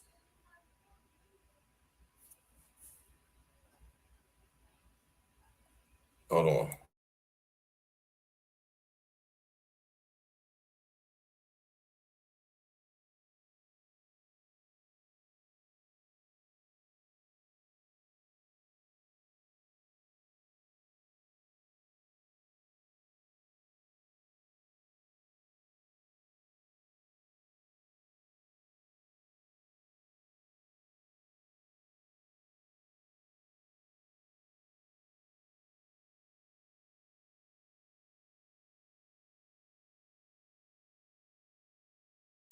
All right, my bad, y'all. My bad. I apologize about that. But yeah, though, man. You know what I'm saying, man? Just went to the joint for 14 months, man, at Noble NCI, Noble Correctional Institution. You hear me? And goddamn it, Caldwell, Ohio. You understand what I'm saying? 14-month bid, and you know, I was still a young boy at that time. I definitely didn't learn my lesson. You hear me? I'm gonna just keep it 100 with y'all. And plus, when I was in the joint, a lot of people who I know was in the joint, young boys. Like I said, was in the street wilding out. And one thing I'm gonna tell you, when you really out here in these streets, you gonna catch cases, man. It's bound to happen. Trust me. If by the grace of God you be out here in the streets and get unscathed and don't experience going to that goddamn penitentiary, man, you know, just count your blessings, man. You know what I'm saying? God was showing his mercies on you for real. You know, but if you really out here in the streets like how I was, and I'm not bragging about it, I'm just saying that you gonna catch cases. I said I've been in 3 SWAT raids, man. I'm not bragging about that. I'm just telling you. You know what I mean? So I get out in 2005. You hear me? Went to the halfway house. You know what I'm saying? As soon as I got the halfway house, you know what I mean? Right back at it, like a nigga never left. You hear me? I'm talking about right back at it. You know what I'm saying? And you know what I'm saying? Me, Meat, Stu, MC, Paris was still alive at this time. You hear me? My nigga Aunt C, my nigga Tone Touch, John, my nigga G's. You hear me? My young brother and young MC, still right back at it. UNIT, I got that shit tattooed on my arm too. I'll show you in a minute. You know what I'm saying? We had our own little clique. UNIT was our little clique. We was getting to it. You feel me? Unfortunately, you know, Meech and them getting locked up right shortly after I got out. You know what I'm saying? And that stuff started jumping, man. I'm talking about jumping. You hear me? You know what I'm saying? Started popping. It was, you know, you know what I mean? But it was, you know what I mean? It was like I said, I really ain't learned my lesson. Juju, what's up, baby? Juju said, I love some White Castle. I know that's right. You know what I mean? So I get out in 2005, and I got out in 2005. You know, so mind you, when I was in the joint for that 14 months, I went to school for a little bit. Mia, hey, what's up, Mia? You know what I'm saying? I went to like I said, I was in the halfway house when I got out my first number back in 2005. You feel me? I was at the halfway house for a little bit, you know what I mean? And then I got out the halfway house and got right back to it. You feel me? Got right back to it. You understand what I'm saying? I'm talking about right back to it. Ain't missed nothing. Got out in 2005. Niggas had the spot over here on Cleveland and Moby. We getting it in. I decided to go to Columbus State Community College. Like, fuck, I'm gonna go to school. Like I said, when I was in joint, I went to school and I was doing this one program. I think it was called SO. What was it called? Yeah, it was called SOS, Seeking Out Solutions. It was cognitive behavior therapy, mind fuckery. You know what I'm saying? Inside the already mindfuckery institution of prison. You know what I mean? And 2005, I went to Columbus State. You know what I'm saying? And I went to Columbus State. You know what I'm saying? Now, mind you, when I'm going to Columbus State, you know what I'm saying? Like I told you, I got straight out, got straight to it. So when I'm going to Columbus State, I'm going to Columbus State in rentals because we have definitely, I keep a rental connect. You know what I'm saying? I'm going to school in rentals. You know what I mean? I'm D-boyed up. You got to think this is 2005. I'm D-boyed up. Jabos. You know what I'm saying? Stalin Dean, you know what I'm saying? A1s, you know what I'm talking about? Fresh as fuck going to school, bagging all types of chicks, man. Let me tell y'all, man. Goddamn, 2005 was beautiful, man, when I got out the joint. And, you know, I was going to Columbus State for, of course, business management. Some bullshit, waste of time and money. I gotta say, I'm not discouraging anybody from going to college. I'm just saying though, now that I'm older and grown, I understand that college is a fucking scam, and it's a more intense perception programming prison. You know what I mean? But I ended up dropping out of Columbus State, needless to say, and was getting right to it, straight to it. You hear me? Yeah, man. And unfortunately, in 2005, you feel me? Ended up catching another case. Like I got out in 2000. Actually, I got out in 2004, early 2005, and went right back. I was out for like a year and some change, and went right back to the joint because I caught another case, y'all. Got caught with pistols and shit like that. You feel me? And I had got a lawyer. You know what I'm saying? I got a lawyer, paid him some money, going back and forth to court. You know what I'm saying? But I think the reason why they sent me back is because I had just recently got out and ain't been out that long for like literally the exact same shit. So you gotta think, in the mind of Franklin County in the state of Ohio, I'm known as a guy who carried guns. Now think about when I talk about the Violent Radicalization and Homegrown Terrorism Prevention Act, when I talk about shit like that, minority report type stuff, pre-crime and stuff like that. Think about that, right? And think about when I talk about the smart grid and this unofficial or unintelligent artificial intelligence being able to know who you are by tracking you and tracing you through your electronic presence, which everything is electronic paper trail, especially when you're in the system. Now think about how the artificial intelligence can tap into my records of me being in prison. Think about that, y'all. You know, that's why camming up is important. You feel me? You gotta stare this thing in the face. Anyway, I get out in 2005, wilding out, like I said. We get into the money. It's fun times, beautiful things is going on. You know what I'm saying? But unfortunately, I catch a case. You know what I mean? In this period, you know what I'm saying? It just was like a whirlwind, you know what I'm saying? Because I went right back. Like right back. You know what I mean? So I went back to Noble again. I only got like 5 months. Right? This is what, 2006? You hear me? This is 2006. I get out 2005. I get out early 2005. By the end of 2006, I'm on my way back to Noble with another gun case. Right? They got me 5 months in prison for that shit, man. Ohio is real big on prisons, man. That's a big industry out here. You know what I'm saying? Y'all remember I was talking about it on Red Show one day, man. We got like 38 prisons in Ohio, something like that. 33, 30 some. We got 30 plus prisons in Ohio. You feel me? And it's a big industry out here. The ODRC was eating. You hear me? Big eating.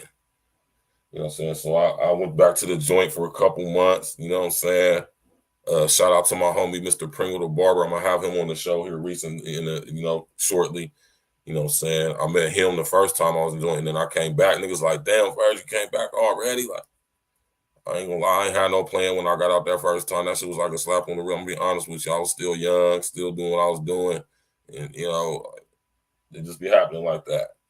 So now it's 2007. I get out in 2007.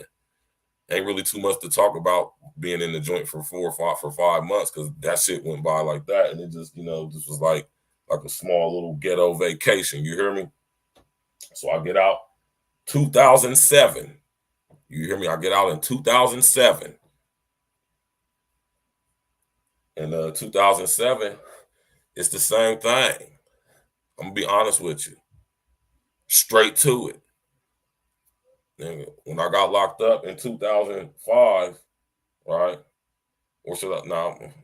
Well, yeah, I'm right. When I got locked up in 2006, I was messing with this girl named Z.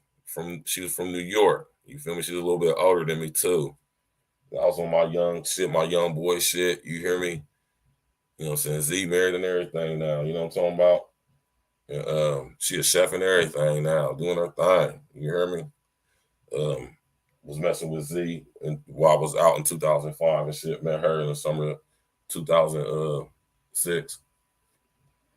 You know what I mean? And I got out before I got locked up, you know what I'm saying? I had got a crib, you know what I'm talking about? And Z had got it for me in her name, you know what I'm talking about? Because we was rocking like that. So I had to spot bang. Now, mind you, this is the same house. This is the third SWAT raid I've been in at this point. I've been in one prior to that too, but I skipped over that. But we could talk about that some other time. But you know, saying the SWAT hit the crib because of course we was doing our thing out the crib, but I had kept the crib though. You feel me? They let me keep the crib, but I ended up going to the joint. You know what I'm saying? But like I told you, to get into a little bit of paper, so I had paid the rent up enough to where the crib was out, and I was like, gonna be gone for like 5 months. And within that time, my nigga Meech had got out, so niggas just was over there getting it in. You feel me? So when I came home in 2007, right back to the crib. This, mind you, this was probably the same crib that the SWAT already hit. We in there getting it in. You hear me, bruh? When I came home in 2007, guess what was going on? Let me come up for this, man. All my street niggas, man. In 2007, I came home. It was the drought.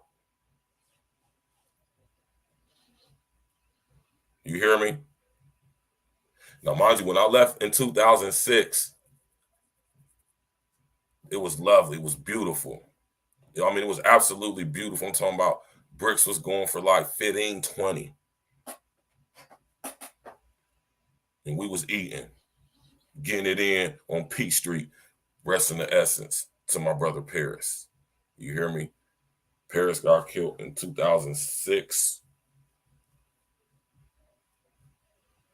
Yeah, 2006. Oh, my fault. 2006, yeah, 2006. Yeah. Yeah, man. Damn, right. And you getting it in.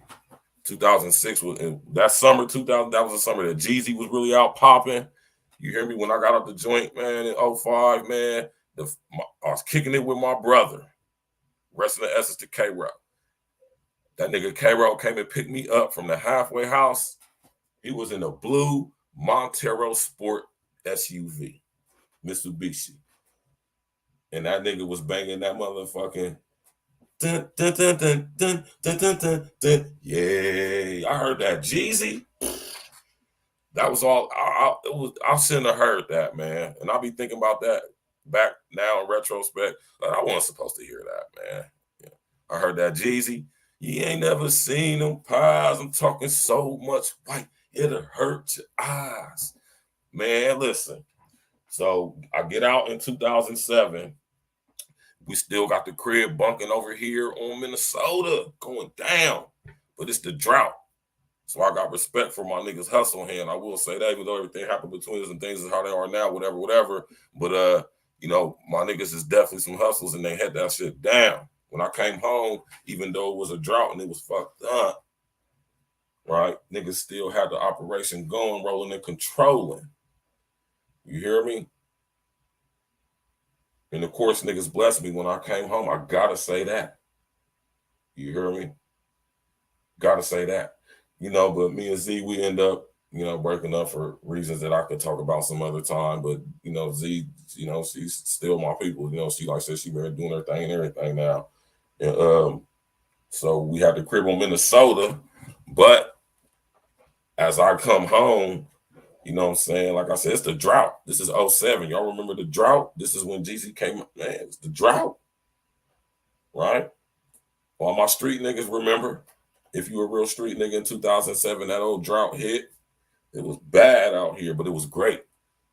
You know what I'm saying? I like when shit like that happened when I was in the street, because I separate these fake niggas from the real niggas, man, because niggas gonna get it. You hear me? Put a lot of niggas who's in the way out the way. When I came home in 2007, it was a lot of niggas who was on top the summer before. When I came home, niggas was hurting for certain. You hear me? Anyway, come home 2007. Right straight back to it. You hear me? Getting it in. Getting to the money. You know what I'm saying? Now, mind you, this whole time, we back and forth in the studio, messing around with the music, playing around, not really taking it serious. But when we come home in 2007, is when we start getting real with this music. Guap Boys. You hear me? Guap Boys. I think some of our stuff still on YouTube if I go search for it. You know what I'm saying? But anyway, you know what I mean? We getting it in. This is where I met my brother Mooch. You hear me? Anyway, 2007, we getting in. We on Minnesota, getting back to it.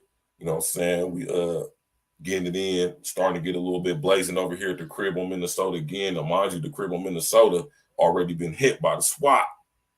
So, you know what I'm saying? I'm like, man, we got to get up through. We got to get up out of here. So we end up getting out of the crib because they sent us a letter in the mail. Listen here, y'all. I don't know if they still do this. I don't know. I'm not in the street, so I wouldn't know. But they sent us a letter from the Columbus Police Department saying people having this and reporting this and this and this. We're letting you know right now, if you do not cease and desist this activity, we coming over there, basically. We're going to come see you. Talking about that old SWAT. So when we got that letter, man, I told them within less than a week, we was up through. See, this is back in 2007 when it was easy to get a crib. No criminal, no job, no nothing. You could just go get some stubs made and get a crib like that. As long as you had the money they was going through, it was so easy to get a crib. At one point in time, I had 3 different cribs in my name at the same time. You feel me? But 2007, we get into it. 2007, we get right straight to it. We move over here on Linden, right? Back on Linden. We was on Linden before too. Remember, when I got out in 2005, we was on Moby in Linden. Between Cleveland and Moby, we was on between Linden and Cleveland on Moby in 2005, right? That's when I was going to Columbus State. Now we back on Linden in 2007, but down the street, down towards Miss Ena's Caribbean spot. You hear me? That's still right there to this day. We getting it in, going to the studio, record music, making music, getting it in. You know what I'm saying? We had got a nice connect. You hear me? Nice plug. Nice plug. You feel me? We eating, getting it in. You know what I'm saying? The drought starting to kind of undry. You feel me? And we get into it because we stuck to our guns. Said we just gonna sit here, get this money. We had some ups and downs. We got to this money. You know what I'm saying? Stack, grind. You know what I'm saying? Got it in. Stay focused on getting it in. We was just having popping, man. It was going down, man. This is when I met my brother Mooch. You feel me? And during this time, you know what I'm saying? We getting to it, man. I ain't gonna sit here and hold you, man. I told you our group name, rap group name was the Guap Boys, man. We was getting that money, man. You hear getting to it, doing shows, opening up, doing little talent shows and little mashups and shit. You know how y'all do it in y'all see niggas, little events and shit, getting it popping, getting it popping. We opening up for goddamn it.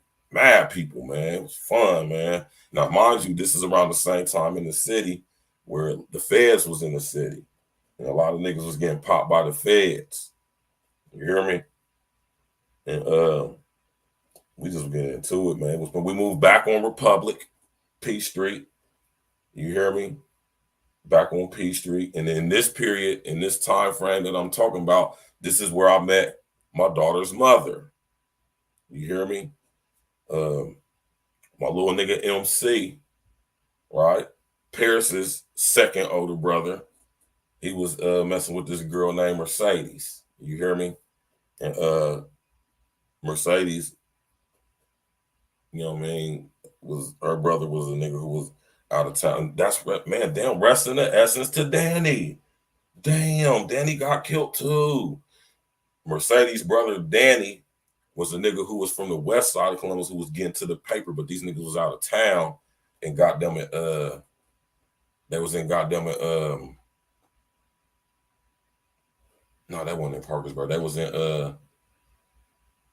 I can't remember what part of West Virginia they was in, Marietta or Marietta was some, I can't remember the city though, but they was out there getting money.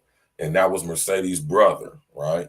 And Mercedes used to go out there to hang out with her brother for whatever reason. I don't know, but she had a friend out there who was my daughter's mother. And I met her through Mercedes. You feel me? That's crazy because now that I think about it, damn, my man did through Mercedes too. Anyway, you know what I'm saying? I ended up having a baby with this girl, my daughter Jen, you know what I'm saying? And this is all in 2007. You know, I met her in 2000. Hold on, 2007. Yeah, met her in 2007. You feel me? You know what I'm saying? Met her, linking up with her. She, you know what I mean? I'm getting to the money. So, you know what I'm saying? She coming from out of town on a Greyhound. I'm paying for a Greyhound, coming to see me on the weekends and all that stuff. You feel me? I had the crib over here off of goddamn it North High, Broad Meadows Boulevard, right? Had the crib over there. You know what I'm saying? The little duck off, little honeycomb hideout, little crib over there. And just was getting to it, man. We was getting to it, man. Getting to the money, man. Saying, like I said, doing show, performing. You know what I'm saying? Goddamn it, it just was 2007 was a great year too. 2008 was an even better year. Cause you know what I'm saying? 2008, we was getting to it. You hear me? That drought had dried. The drought was over with, and you feel me? Niggas was had, you know, work was plentiful. Some niggas was getting back to regular programming, and we just was getting to it. Had it popping. Because around this time is when a nigga out of my city named Papa Joe had got bad. They told you the feds was in the city. They was knocking niggas from out south, niggas from out everywhere. You feel me? That was knocking niggas from out east, niggas from out south getting bad. You know what I'm saying? When I ended up going to the joint in 2010, not too long after that, you know, I was seeing a lot of niggas I know in the joint and shit from that who got all caught up in that sweep. You feel me? And it's crazy, man. And so we get into it in 2007, 2008, and 2009 as well. But you know what I'm saying? 2007, 2008 is when all these niggas started getting bagged by the feds. So the streets just was wide open in the city. So it just was like super, super popping as far as with the money and getting it in the streets. You know what I'm saying? So it was like open season, wide open season. Hella niggas getting knocked. Niggas don't, you know, niggas gotta come fuck with us. You know what I'm saying? And, you know, it just was popping. You know, it was popping, y'all. You hear me? Popping. Super popping in 08. And if y'all also remember in 08, it was the recession. Right? Remember when Jeezy came out with his album called It's the Recession? Everybody broke. Right? It was the recession. So, you know what I'm saying? But the recession don't mean nothing. The recession is when you eat. And we definitely was eating, getting to was performing and all this crazy stuff. You know what I mean? My girl at the time, who was my daughter's mother, was pregnant with my daughter. She's from South Carolina, so I'm driving back and forth to South Carolina and shit. You know what I'm saying? You know what I'm saying? I had my daughter in 2009. You know what I mean? 2008 just was hustling, getting to the money, performing. I linked up with my brother Mooch, who's rest in the essence to Mooch. You feel me? And we just was getting to it, man. Even my other, it just was a hustler season.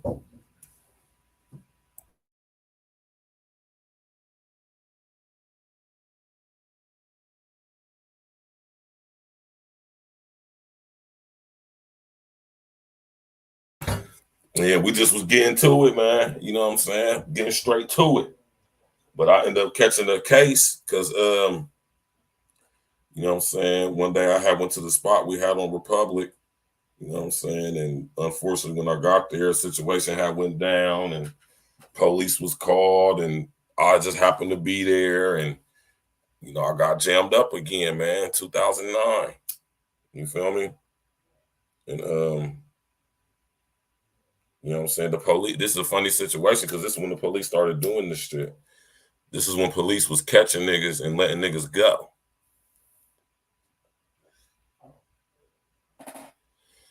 Was that shit going on in y'all city? Excuse me, was that going on in y'all city? 2008, 2009? The feds was still in Columbus. Just be thankful that your boy Virg ain't get hit up by the feds. See, this is, now we talking about Stacks. You hear me? This is how I got the name Stacks. I didn't come up with that name Stacks for myself. You hear me? You know what I'm saying? Actually, if I'm not mistaken, my nigga Ansi gave me that name. You hear me? No cap, as y'all say nowadays. This was back in 05 now when I got out the first time. This is when I got the name Stacks. My nigga Ansi gave me that name. And the reason why he did that, called me Stacks, because this was a time when we was getting to, I told you I was going to Columbus State, and we had the spot on Moby between Linden and Cleveland. We was getting to it, nigga. When I got out of 05, nigga, getting to it. You hear me? And you know what I'm saying? He just gave me that name because we was getting to the money. And he just said, and I just remember we was in the spot one day, and it was jumping. It was jumping that day. You hear me? We used to have the doorbell. So whenever Custy come through, the doorbell ring like do do do do do do do do. You know what I'm saying? We used to be like, time for money. Time for money. Yeah, man. Some of that, man. You hear me? And yeah, man. So you know, we get into it. Like I said, I had caught a case and got jammed up at the spot on Republic. You know what I'm saying? That's when they was letting niggas go. And they let me go. And they was letting niggas go because they was trying to build cases on niggas. Now, this is when the feds was working in liaison with the Columbus police because it was so much drug activity and criminal activity going in the city that they needed help from the feds. Right? Never forget this motherfucker. This motherfucker name Agent what's his fucking name, man? I can't remember his name. It's not fucking important what his name is anyway. Anyway, this dude was on my ass for some reason, man. Pause. And, you know what I'm saying? So I got let go when I got knocked on Republic, right? I had my daughter with me. My daughter's mother was with me at that time. You know what I'm saying? My daughter was in the car. Police all swoop around the car and everything. The helicopter and everything, man. Like I just killed 20,000 people. You know what I'm saying? I'll get into that story another day too. But you know what I'm saying? I caught that case right there. Now, mind you, the whole time I've been home, I've been out of trouble. I ain't been doing nothing. You feel me? By grace, I ain't. But that day I caught that case, right? And so I get out of that situation. They let me go. You know what I'm saying? I'm salty. Like, damn, this shit just happened. That shit was crazy how that shit happened. You know what I'm saying? Anyway, so you know, I'm out. They let me go. So I'm right back to it, doing the thing. Now, mind you, this is around the time when shit started getting crazy. You hear me? Shit started getting spooky. You know what I'm saying? So I just started to distance myself. You know what I'm saying? You know what I'm saying? Trying to focus on getting this music and shit popping. You know what I'm saying? Which we have popping to this. And I honestly know for a fact if I didn't get locked up, man, ain't no telling what would have happened, man. Because either way it would have go, whether it would have been with my UNIT niggas or it would have been with my E&E niggas, we would have got something popping. Because at this same time, I'm rocking with my UNIT niggas rapping, and I'm also rocking with my E&E niggas rapping. One of my nigga E&E niggas right now in the building, my nigga's sick. You hear me? He ain't coming on the show, but he here where I'm at. You know what I'm talking about? So, yeah, I caught that case, man, and they let me go, and I'm right back to it. Now, mind you, my daughter is a baby at this time. You feel me? That picture I showed y'all, me and her with the baby at the Juneteenth Festival. So, you know, I'm rocking with my daughter's mom. You know what I'm saying? I'm out here doing the dope boy shit. I'm out here messing with other chicks and shit. You know what I'm saying? Doing all type of bullshit. You know what I'm saying? Messing with some chicks, you know what I'm saying, that I ain't gonna mention. You know what I'm talking about? All that crazy stuff. You know what I mean? God damn it. A couple months later, towards the end of 2009, you hear me? You know what I'm saying? I end up goddamn it, getting another case, right? Hold on, let me get this wrong. No, actually, why? I mean, I ain't gonna call them SWAT because them actually was like the Columbus police and like the fake feds for real that got me that time. And Court was with me this time, right? That's another reason why I say Court is my brother. Hold on, I'm gonna come up for this.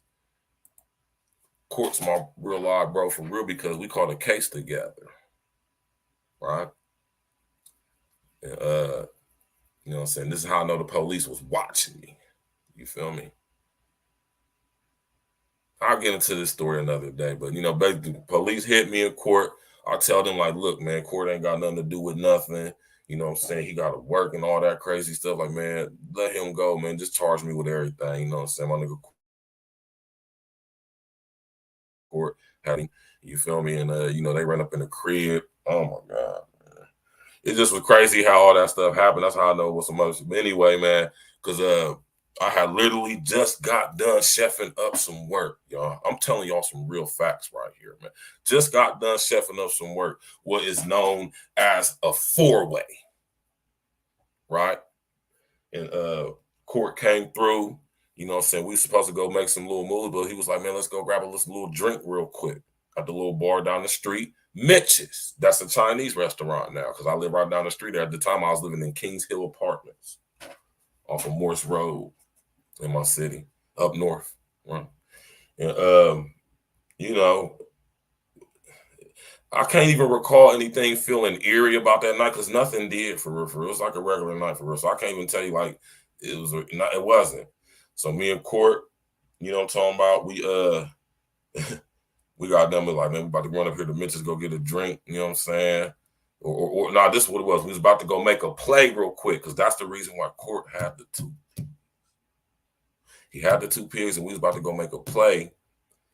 But as we was leaving, we were supposed to go make the play and then go to Mitch's, right?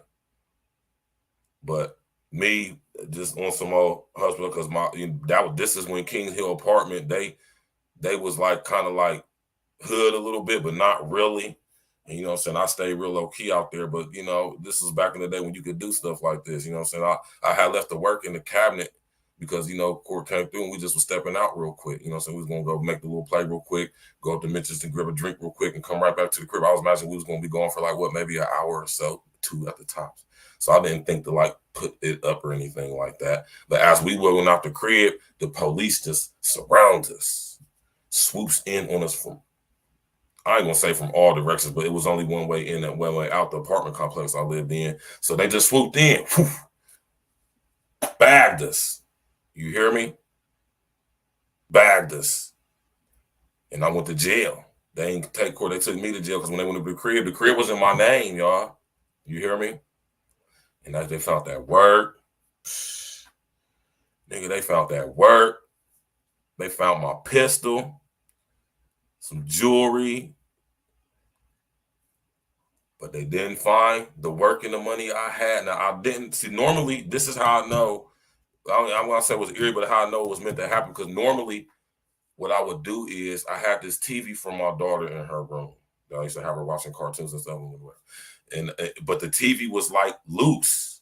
So once I discovered that, I'm like, because when it comes back together, you can't tell that it's loose. And no one would ever think to look in the TV. You want to know how I know? Because I used to put stuff in there and nobody ever knew. And I'm going to get to the end of that too. So I would put my money and my work in that TV because I'm the only person who knew that and wasn't nobody touching that TV because it was like not a new TV. It was like an older TV, like a square TV, like a cartoon. You know, them TVs that come in the shape of a Barbie or the fucking Flintstones or some shit like that. It was one of them type TVs, but the back came out, but it came back together to where you wouldn't be able to tell that it was like that, right? And I just put my money and my work in there. But and I didn't do it this time when I normally do. Right. So this is how I know this situation was meant to be. So, you know, I leave out the crib, me and Court, we got the kid police around us. They go right in the crib, man. Took my keys out my hand, goddamn. Now, mind you, my daughter and my daughter's mother is still in the house. You feel me? They go in the crib. They go in that crib. They find my work, man. But they didn't find my work and my money I had in that TV. You want to know? Because when I got out of jail, it was still there.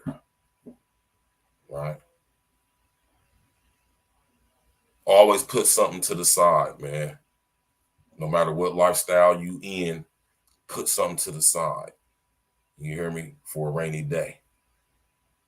And I'm glad I did that because when I did that, that was my bond money in there. That was my money to get back right when I get out, and I still have some more food in there too.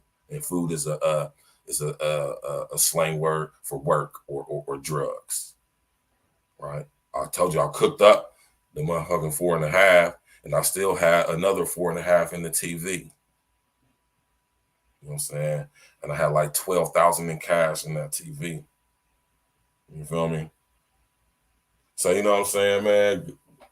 Went to jail. I bonded out. They made me stay in there for like 10 days. I bonded out and right back to it. But it's real spooky now because there's all this stuff going on. You know what I'm saying? I got this police dude following me. Damn, I thought I almost had his name. I want to say it's Vance, but it wasn't that. I can't remember his name, y'all, but you know what I mean? And I get out, you know what I'm saying? Things is disillusion between me and my daughter's mother, you know what I'm saying? She started because I'm doing all this crazy stuff going on, and on top of messing with other chicks and shit and all this crazy, because I'm a young boy at this time. I'm only like 26, 27 at this time. I'm still a young boy. You hear me? Yeah. So, you know, I'm still doing me, trying to get this music stuff together, get the business right. And then, you know, things going good. We still performing at this time, opening up. I'm rocking with my dude, Mooch, resting in essence, the Mooch. We shooting the videos. We was on the DVD. My man Mooch used to be everywhere, all over the country with his Streets Illustrated DVD. You know what I'm saying? Resting in essence to my brother Mooch, a Columbus legend. You know what I'm saying? Rocking with Mooch, man. We doing shows, we shooting videos, we doing all type of crazy stuff, man. It was fun, man. We getting to the money still, but it's a lot of spooky stuff going on, but I'm not really interacting with it. It's crazy, man. So I you know, like I said, me and my daughter's mother, we decided to break up. You know, so I got her apartment over here by Beechcroft High School. Remember I said Beechcroft High School, where I went to prom with Sabrina, who ended up dying. My daughter's mother had an apartment over there that I got for her, right? And I was, you know what I'm saying, messing with this girl I was messing with at the time, man. And, you know, got a little crib out here out east, you know what I'm saying? But, you know what I'm saying, me and Timmy, you know what I'm talking about? And me and Timmy was messing around and shit. And we had got the crib out here in goddamn Canal Winchester. You know what I'm saying? Me and Timmy rocking with each other and stuff. And this is how I get back. Me and Timmy go to the Funny Bone, right? To see this nigga Ari Spears. That nigga was funny as hell too. And after we left the Funny Bone, you know what I'm saying, the police back. And this is some months later after I get out. You know what I'm saying? I get out. Of course, I ain't living in the crib over there in Kings Hill no more. You know what I'm saying? Me and Timmy get the crib. Got my daughter's mom's apartment over here by Beechcroft High School. You know what I'm saying? Me and Timmy rocking and stuff. We hanging out. I'm still doing me, you know what I'm saying, in the end. Rocking with Mooch, you know what I'm saying? He's showing me all types of ins and outs of the promotion game and all that stuff. And you know what I mean? In this process, you know what I'm saying, I'm going back and forth to court, you know what I'm talking about? And this is like January 2010. You feel me? January 2010, my birthday, you know what I'm saying? I turned 28. You feel me? You know what I'm saying? Kicked it for my birthday, January 8th, man. Me and Timmy went out. We went to Tony's, man. We hung out, kicked it, man. It was fun. You know what I'm talking about? Then I got knocked on January 28th, 2010. We leaving the Funny Bone. That nigga Ari Spears was performing, and the police swooped on me in the parking garage. Now, how the police knew I was there, I don't know to this day. You hear me? Got a couple thoughts, but I'm not for sure. I don't know for a fact. But how the police knew I was there, I have no idea. You know, we didn't have social engineering back then. My fault. We had YouTube, we had Facebook, but that's when it was just like first like starting to pop. So, and I wasn't messing with it like that. So I wasn't posting my location or no shit like that. You hear me? Not shit I was doing and what I was experiencing at the time. And the police swooped on me again, me and Timmy. Right? Now, let me tell you what was weird about that night, right? And now to this day, I think about it. I don't even know why I had that shit in the car for real. For real. I should have just kept that shit at the crib. I had like 1.5 ounces in the trunk. You hear me? I can't remember this stupid stuff, man. I had like 1.5 ounces in the trunk, like 1.5 ounces of soft in the trunk. And the same cop who been following me, he the one that pulled me over. And I'm like, damn, that's when I knew that. I'm like, man, if they find that motherfucking shit, it's a wrap. Luckily, he didn't search the car. And he said it too. He said, you know what? He said, Vass, Detective Vass. That was his name, Detective Vass, V-A-S-S-E, Detective Vass. Right? You know what I'm saying? And they bagged me at the Funny Bone at Easton Town Center in my city, owned by Lex Wexner. Ghislaine Maxwell Epstein, Lex Wexner, Leslie Wexner, owner of L Brands, Victoria's Secret, Structure, or all of that stuff. I don't think Structure proper no more, but you feel me? Victoria's Secret and all that. The Limited, L Brands. We at Easton at the Funny Bone, man, and they swooped down on us just like they swooped down on me in court. You hear me? I'm gonna tell y'all another story about this nigga Vass pulling down on me. I was at a bar in our city at the time that was called Metros, right? Popping ass spot. You hear me? I'm at Metros, pulling up the Metros. I was going up there, just who was I going up there to meet? I don't even remember who I was going up there to meet, but this is when I first came into contact with this Vass nigga, right?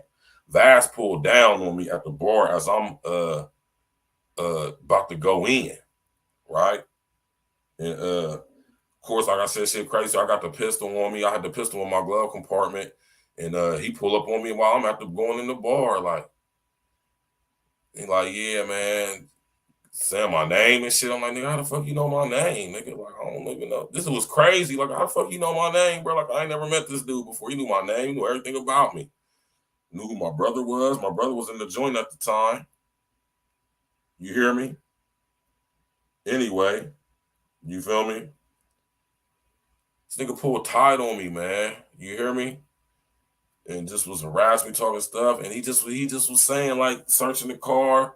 And he just kept asking me, where the gun at, Mr. Berry? Where the gun at, Mr. Berry? I'm like, man, what you talking about now? I'm lying like a motherfucker. Of course, the gun is in my glove compartment. But at this point, I know that the cops is not allowed to search your glove compartment. I got license and insurance, so they ain't got no reason to search me. I didn't do anything. Really, you're legally searching me right now. Now, mind you, I wasn't leaving the bar. My fault. I had just pulled up to the bar. I didn't even go in the bar yet.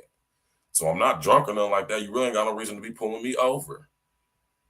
So, and that's the reason why they didn't search my car, because he knew that. You feel me? But they pulled me out the car.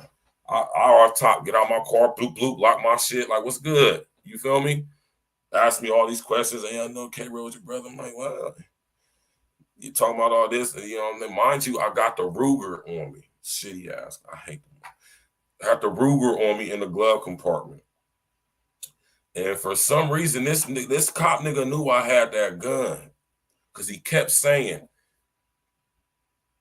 he said, you sure you ain't got no gun? I said, man, ain't no gun in my car, because he was trying to get me to give him consent to search my car. I said, bro, I'm not giving you consent to search my car. And no, I absolutely don't have a gun. Knowing damn well it's a gun in my car, but he is emphasizing, he keeps repeating it and saying it over and over. Mr. Berry, I know you got a gun in the car. I mean, he ain't saying, I know you got a gun, man. Like, he's like, no, he said, Mr. Berry, I know you have a gun. I know you have a gun.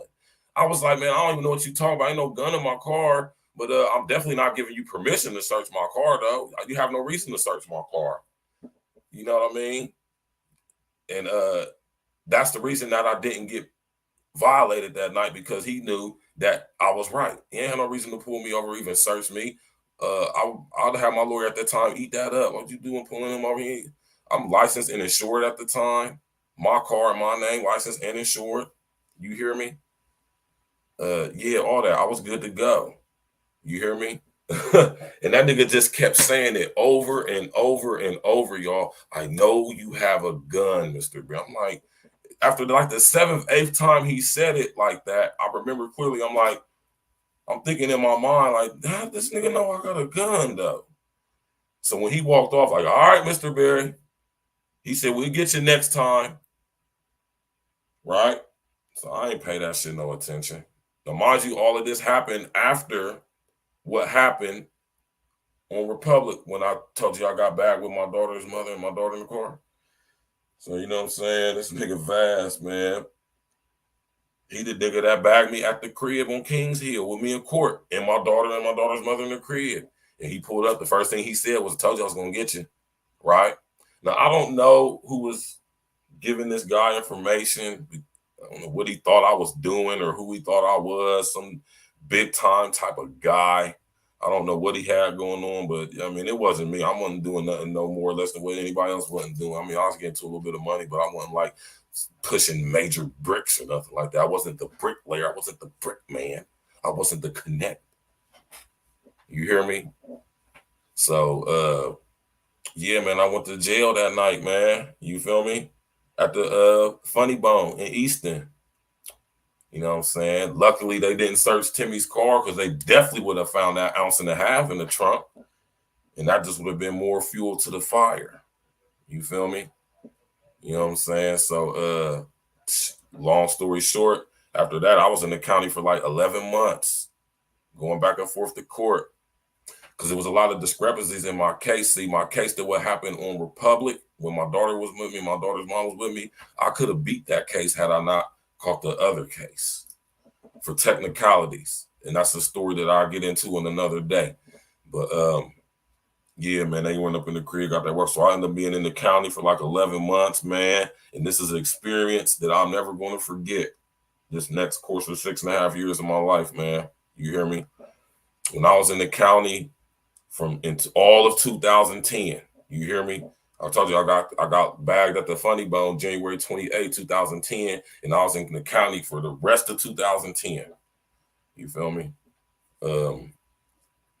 Yeah, man, it was crazy, man. You know what I'm talking about? The county was terrible, man. I wasn't in the county. I was in what we have in Columbus called the workhouse, which is torture. Man, it was a situation in that workhouse. I was in there for that 10 months, y'all, where that was replacing the sewage pipes out on Frank Road. We ain't had no water for like 1.5 weeks, 2 weeks straight. You talk about inhumane. You talking about inhumane?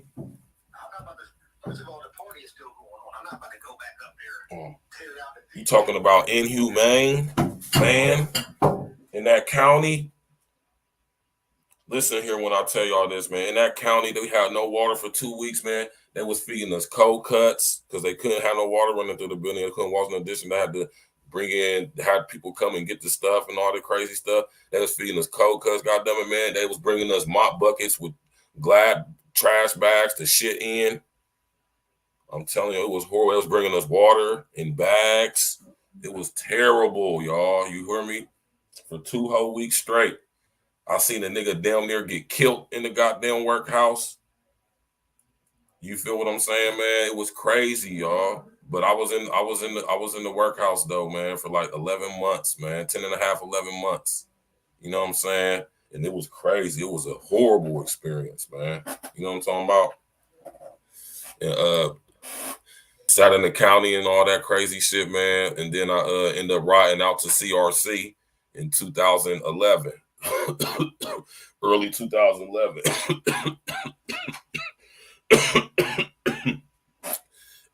And I got classed as a level 3 offender.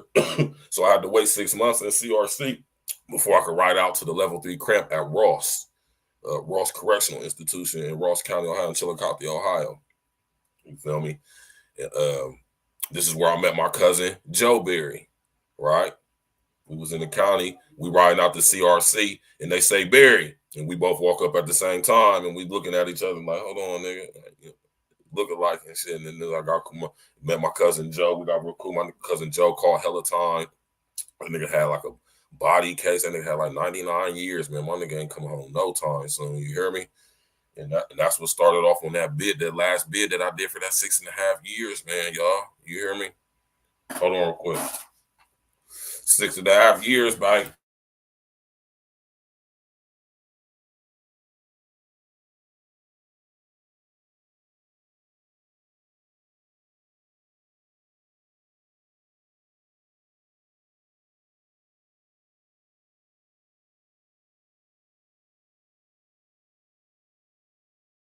All right, my bad, y'all. So I ended up going to the joint, man. You feel me?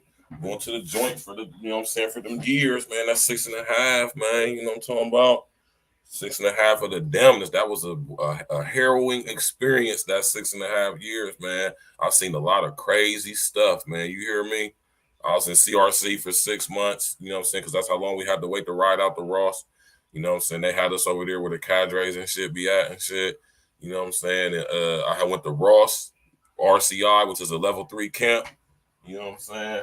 Listen here, y'all, man. I got the Ross. You hear me, man? I got the Ross. Goddamn it, June 11th, 2011, right? I get the Ross June 11th, 2011, level 3 camp. I see my cousin T-Bone, who been locked up for like 18, 19 years at the time. You feel me? On my dad's side, my cousin Tyrone Berry, who probably, I think he about to get out next year. Nigga just did like fucking 24 or 5 years in prison and shit. You know what I'm saying? Me, him, Joe, we was all at Ross at the same time. You know what I'm saying? And that man, Ross was crazy though, man. You hear me? Now you gotta remember, I've been to prison 2 times before this though, so I was in a dormitory camp.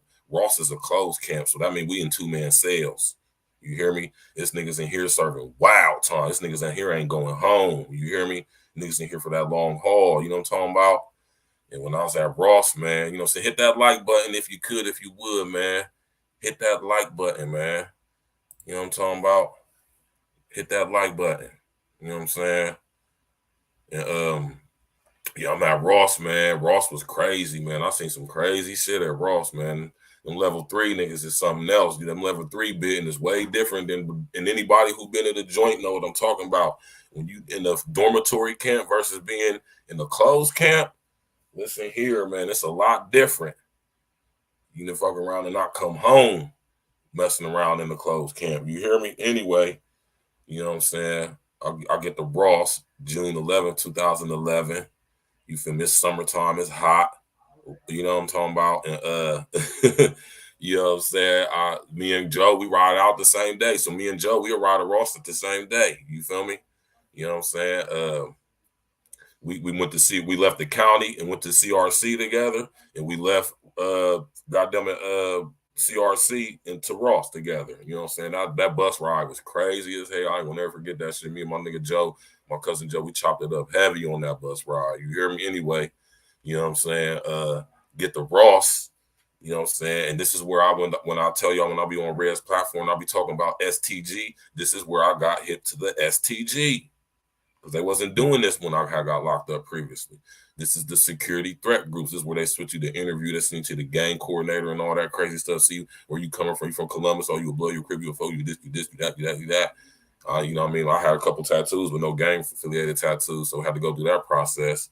You know what I'm saying? Coming into Ross, and they send us to the dorm. You know what I'm saying? As soon as I get to the block, I'm seeing hella niggas I know. My nigga Wayne up in there. My nigga Wayne Jeffries up in there. You know what I'm saying? My nigga, you know what I'm saying? My nigga Mike, who owns the burger bar out here. You know what I'm saying? The alley bar. You know, my nigga Mike, his brother E was in there. You know what I'm saying? I was locked up in Noble with E. You feel me? And here he is in Ross. You know what I'm saying?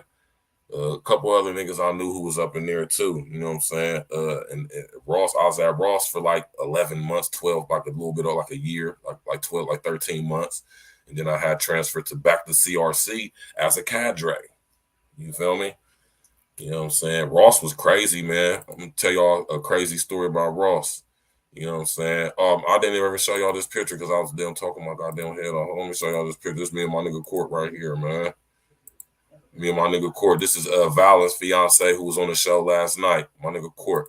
This is at my nigga's birthday party earlier this year. You feel me? We was styling and profiling that night, man. We had a nice little demo. Valen set it up because that's the type of shit she do. At a nice little exclusive spot. We had the cater. Well, my nigga Adrian cooked all the food, made all the fixings and all that stuff. We had the picture booth set up, had the bar, open bar. You know what I'm talking about? It was popping. We did it nice for my nigga's 40th birthday, man. And that's me and my brother Court right there. You hear me? You know what I'm talking about? This is my nigga Court right here who I caught this case with. That I went to the joint for 6.5 years. That's my brother right there. That's my man Court. He ended up losing his fucking gun license behind that shit and everything, man. You hear me? You know what I'm saying? And yeah, man. So I'm at Ross. I get to Ross. My first week at Ross, y'all. My first week at Ross. I got them moving the block. You know what I'm saying? I met an old school nigga who been locked up for a minute, who knew my cousin T-Bone, Tyrone Berry. You know what I'm saying? He worked at R&D when we came in. He like, damn, little cuz, man, I heard you was coming here. Like, you feel me? Whatever. This my dad's cousin. You know what I'm saying? And, you know what I'm saying? We moved into the block, and dude who in the block knew my cousin and stuff. You know what I'm saying? He worked at R&D too with my cousin. So he like, oh yeah, he said you T-Bone's cousin. So like, cool. So I'm playing chess with this guy. I can't remember what his name is. I want to say his name was Jones. He was a cool ass old dude from Columbus. He been locked up for like 17 years, 18, 19 years. Not far. That's T-Bone. But for this guy, Jones was locked up at this point when I got there in 2011. He was there. He was locked up like 20 years. He was about to go home in like, what, 2 months? And that's because that's all he would talk about. Like, I'm about to go home in like 2 months. Little Robert locked up like 20 years. Man, up there. But, you know what I'm saying, we was playing chess and stuff. And this is why I don't play chess no more. Or physically anyway. You know what I'm saying? We playing chess, we chopping it up, you know what I'm saying? Mutual acquaintances. He talking about people he know from the streets, whatever. But as he's doing this, we playing chess. He's telling me the story of what recently has been going on with him in the joint. He had recently just got out the hoe, right? And had got into it with some Cleveland niggas and had owed him a debt. And that's the reason why he went to the hoe, because he owed the debt, but he ended up getting in the fight. And you know what I'm saying? He went to the hoe, but he wasn't trying to play nobody. He even told me that he made sure he tried to pay something from the hoe when he was in the hoe. And when he got out the hoe, he said he pulled tight on the young boy on the yard. He told him, like, look, man, I just got the hoe. I wasn't trying to play or nothing. You know, so I just got jammed up because I had to beat the fucking dude, white boy up or whatever the situation was. I guess the white boy stole from him, so he had to beat his ass or something. So he had to go to the hoe. He made sure he got some of what he owed you when he was in the hoe, according to what he told me. You know what I'm saying? And then he had got out the hoe. And then this is a nigga from Cleveland. This is a Cleveland nigga. You know what I'm saying? So he, you know what I mean? Y'all not familiar with the Cleveland Columbus situation. You know, you have to be from Ohio to know about that. But anyway, you know what I'm saying? The young boy, I guess he got like a little name. He somebody from Cleveland or something, I guess. And he felt like he wanted to chump school off. You know what I'm saying? Like, no, I need my money now type situation. This is the story that Jones is telling me as I'm playing chess with him, just moving in the block. And he's just telling me this over a period of like 2-3 days. Like, yeah, man, this little, you know what I'm saying, nigga from Cleveland and shit, man. You know what I'm saying? Trying to press me and shit, man. So I'm trying to go home and shit type shit. You know what I'm saying? And I'm just like, well, you know, man, just go talk, see if you can talk to him. He's like, nah, ain't no more talking, man. You know what I'm saying? Like, I already tried to talk, and he tried to chump me off on the yard, and you know what I'm saying? Told me he gonna beat my ass and all this shit, man. Lightweight try to put hands on school, you feel me?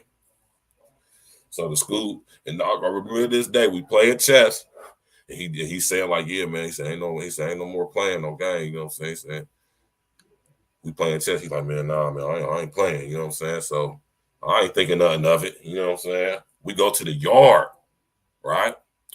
Go to the yard. You know, I go to the yard. I'm like figuring like, man, I'm about to go do some exercise. I'm going to do some pull-ups or something because I've been working out since I've been at CRC for like 6 months now. So I'm like, I'm going to make this a part of my bed. You feel me? So when I'm working out, I'll go outside. So I'm going to hit me some pull-ups, some dips, run around this track they got out here, give me some cardio in. You feel me? God damn it. Don't you know? I see dude on the yard. I'm about to get up on the pull-up bar on the yard, y'all, man. I see School Jones walking up on this dude on the yard. I see dude walking real aggressively with his shirt off on him on the yard. He walked up on Jones. He swings on Jones. Jones slips it. And as he slips his punch, I see him go in the back of his shirt and something pull out and it just glistened in the sun. You feel me? And I instantly knew what it was, man. You hear me? And he stabbed that boy 37 times. You hear me? Hold on real quick, y'all.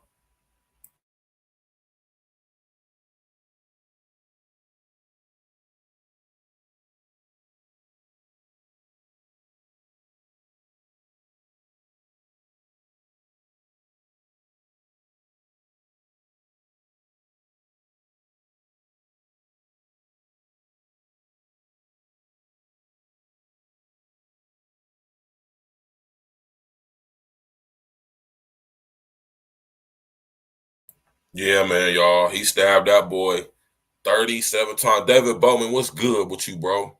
Big homie.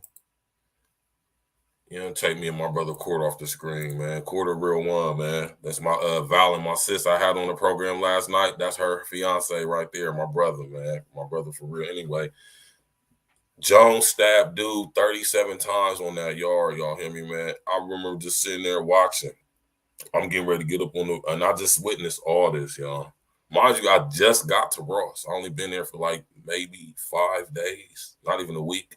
You hear me? This nigga stabbed that boy 37 times. He hit him in the neck. The first blow hit him in the neck. He slipped his punch. This is how I know Jones. He wasn't no hoe ass old school nigga. He just wasn't want no smoke. He wasn't trying to get in no smoke. Because I just told y'all, Jones about to go home in 2 months. You feel me? He about to go home in 2 months. So he wasn't trying to be on no bullshit. That's why he told him when he got out the joint, when he got out the hoe, you know what I'm saying? Come on, you know what I'm saying? That's why he told him when he got out the hoe, he was like, look, man, you know what I'm saying? I paid you something. I made sure you got something while I was in the hoe. You know what I'm saying? I just got out the hoe. You got to let me get my shit. Let me get my situation together. Let me get on the phone, do what I need to do. And I got you, bruh. Young homie from Cleveland. You know them Cleveland niggas be on that bullshit in the joint, man, for real. So he was on some bullshit. I guess he was a known guy for doing something there in Cleveland. He had a little stretch of time, but had done some time himself about to go home as well or whatever. But he was about to let the dude who got killed, he was going home in like the next 3 or 4 months or something like that. I ended up finding out. But Jones stabbed that nigga 37 times. He hit him in his neck. Wow, I seen it. David Bowman, I was right there. I'm like, I'm on a pull-up bar, and the yard is set up. It's a track over here. I'm like maybe a half a football field away. I see this though. You hear me? I see it clear. You feel me? Maybe I was a little bit closer than that because I seen him go in his back and pull the knife out, and when he pulled it out, the sun hit it. This was a hot summer day. It's June. You hear me? This is like around June 16th, 17th, I want to say, 2011. And he hit him in his neck. Wow! I just seen the blood squirt. Like, oh, then he just hit him. And then when the COs came, he threw the knife and got on his knees and went like this. About to go home in 2 months. Right?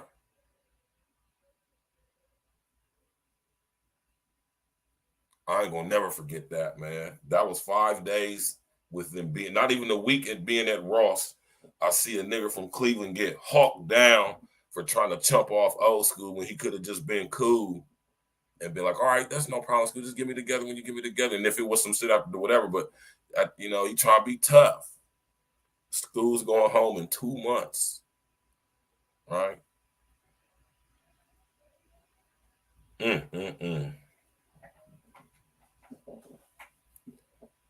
I was like, damn, bro, he was going home when? Like he did that, and he going home that soon?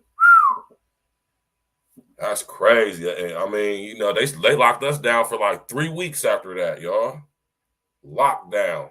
Only time we was allowed to leave the cell was to take a shower, go to programming, or to chow. Or if you had to go to IHS, which is the Inmate Health Service. They even stopped visits.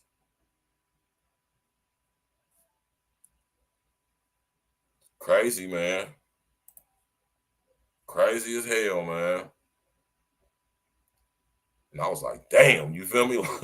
That was ill, man. I done seen some ill shit in that 6.5 years, man. You hear me? Hawk that boy down.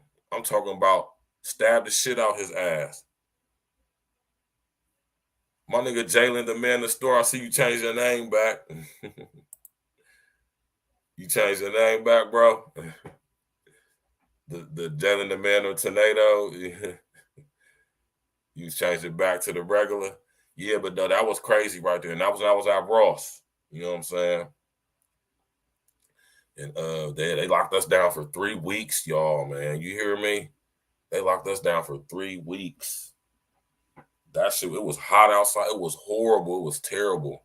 But at least the water was running. At least it wasn't like in the workhouse where we didn't have no water for them 2 weeks.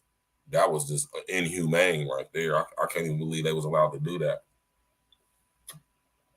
Niggas had their people calling the news and everything. If y'all go Google it, y'all could go Google it right now. That stuff was on the news and everything. There was people protesting and picketing outside and everything.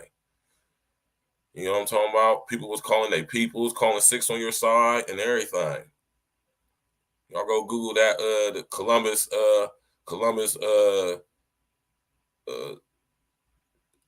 what's it called? FCCC2 what was it? What can I say? You could go just go Columbus, Ohio FCCC2 protest. They was talking about the inhumane conditions inside the workhouse. Niggas had their peoples calling 6 on your side and everything, man. That shit was crazy, man. You hear me? Crazy as hell. So yeah, we was on lockdown for 3 weeks, man. You know what I'm saying? Imagine that, being in the cell. Good thing for me. Yeah, I did stay time, Uncle Diggity. Yeah, all stay. God, thank the mercies of the Most High, man, that I did not get hit with no Fed case. Because that boy Vass was on my ass. You hear me? I'm going to come up. That boy Vass was on my ass.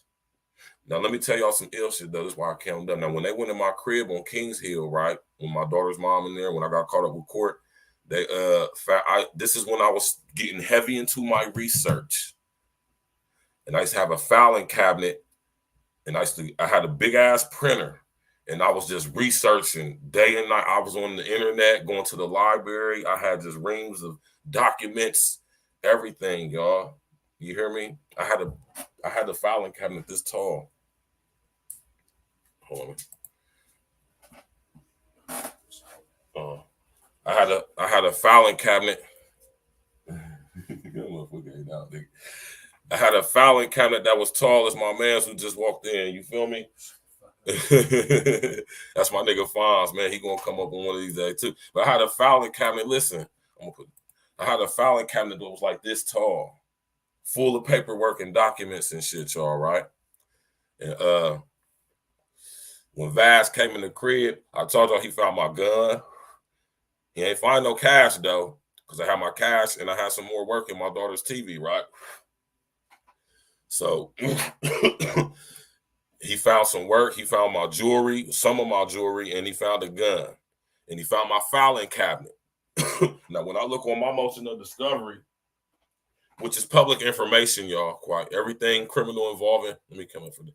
Everything involving criminal activity with me is public knowledge, public accessible knowledge. If you have the wherewithal to do the proper due diligence, you can find it out for yourself.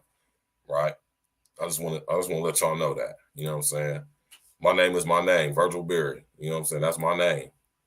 What Stacks with the Facts? Y'all know Virgil Berry. You know what I'm talking about? But yeah, though, man. You know what I'm saying?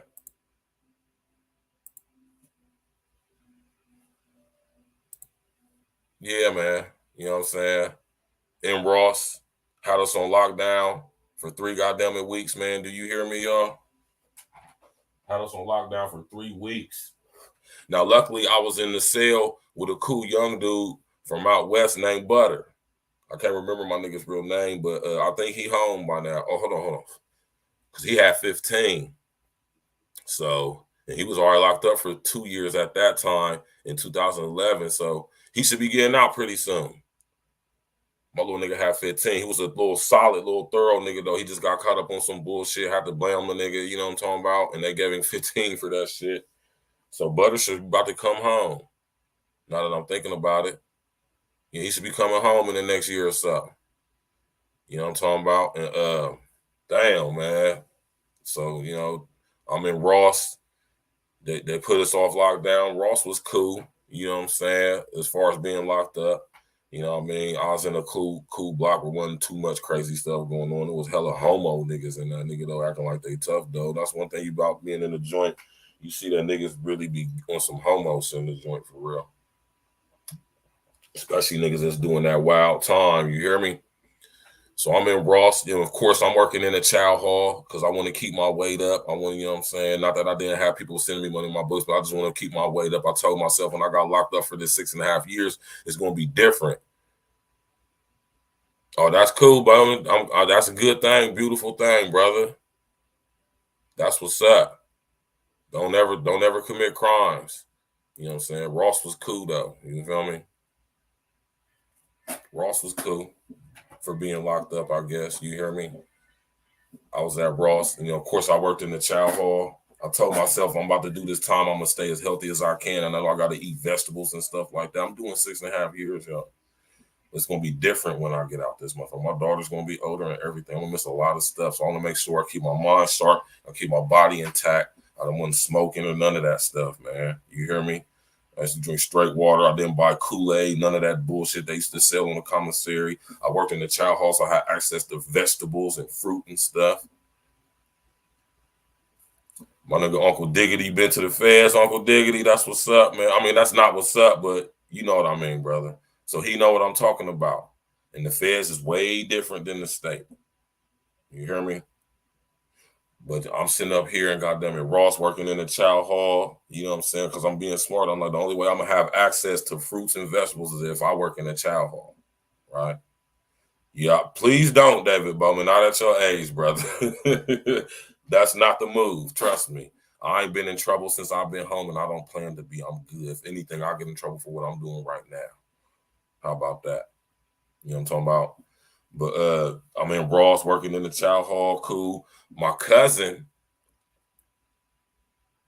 who caught a case back in the day when we was young boys, right?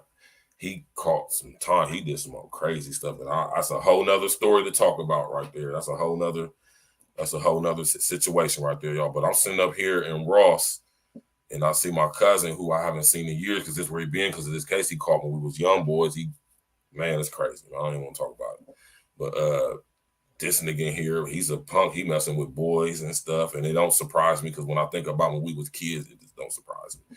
So he in the joint, he messing with boys, and I'm like, he on the other side of Ross. This is when Ross was split, half closed and half medium. You feel me? So it was half of it was closed and the other was medium, but it was still all the closed camp facility. So it was a medium camp, but they was in 2-man cells, and they had split Ross up because this is when they was restructuring the prison system out here in Ohio, man. I'm telling y'all, I witnessed this stuff from the inside out. You hear me? That's why I be speaking on the stuff I speak on the way I do. So I'm in Ross and stuff, working in the chow hall. You feel me? It's cool working in the chow hall. You know what I'm talking about? You know what I'm talking about? Get cool with mad niggas. You know, so I remember this nigga I met from Cincinnati named Lenny. He had this ill-ass tattoo on his head of the whole galaxy. He had the sun in the center of his head and little wave design going around with the Earth and the Mars. And it was the rawest head tattoo I ever seen in my life, man. I ain't gonna lie to y'all, man. You know what I'm saying? I don't really fuck with tattoos and shit all like that as far as on my head or nothing like that, but that shit was raw and creative. I gotta say that. You know what I'm saying? So I'm sitting up here at Ross, you know what I'm saying, working in the chow hall.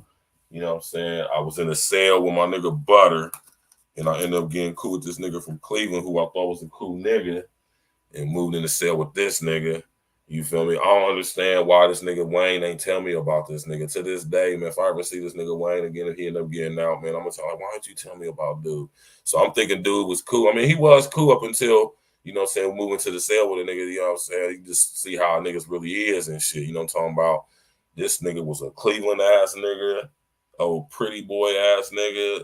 I couldn't find out this nigga, you know what I'm saying, was rumored to have been on some fun boy shit when he was at motherfucking goddamn it, Lorraine and shit. You know what I'm saying?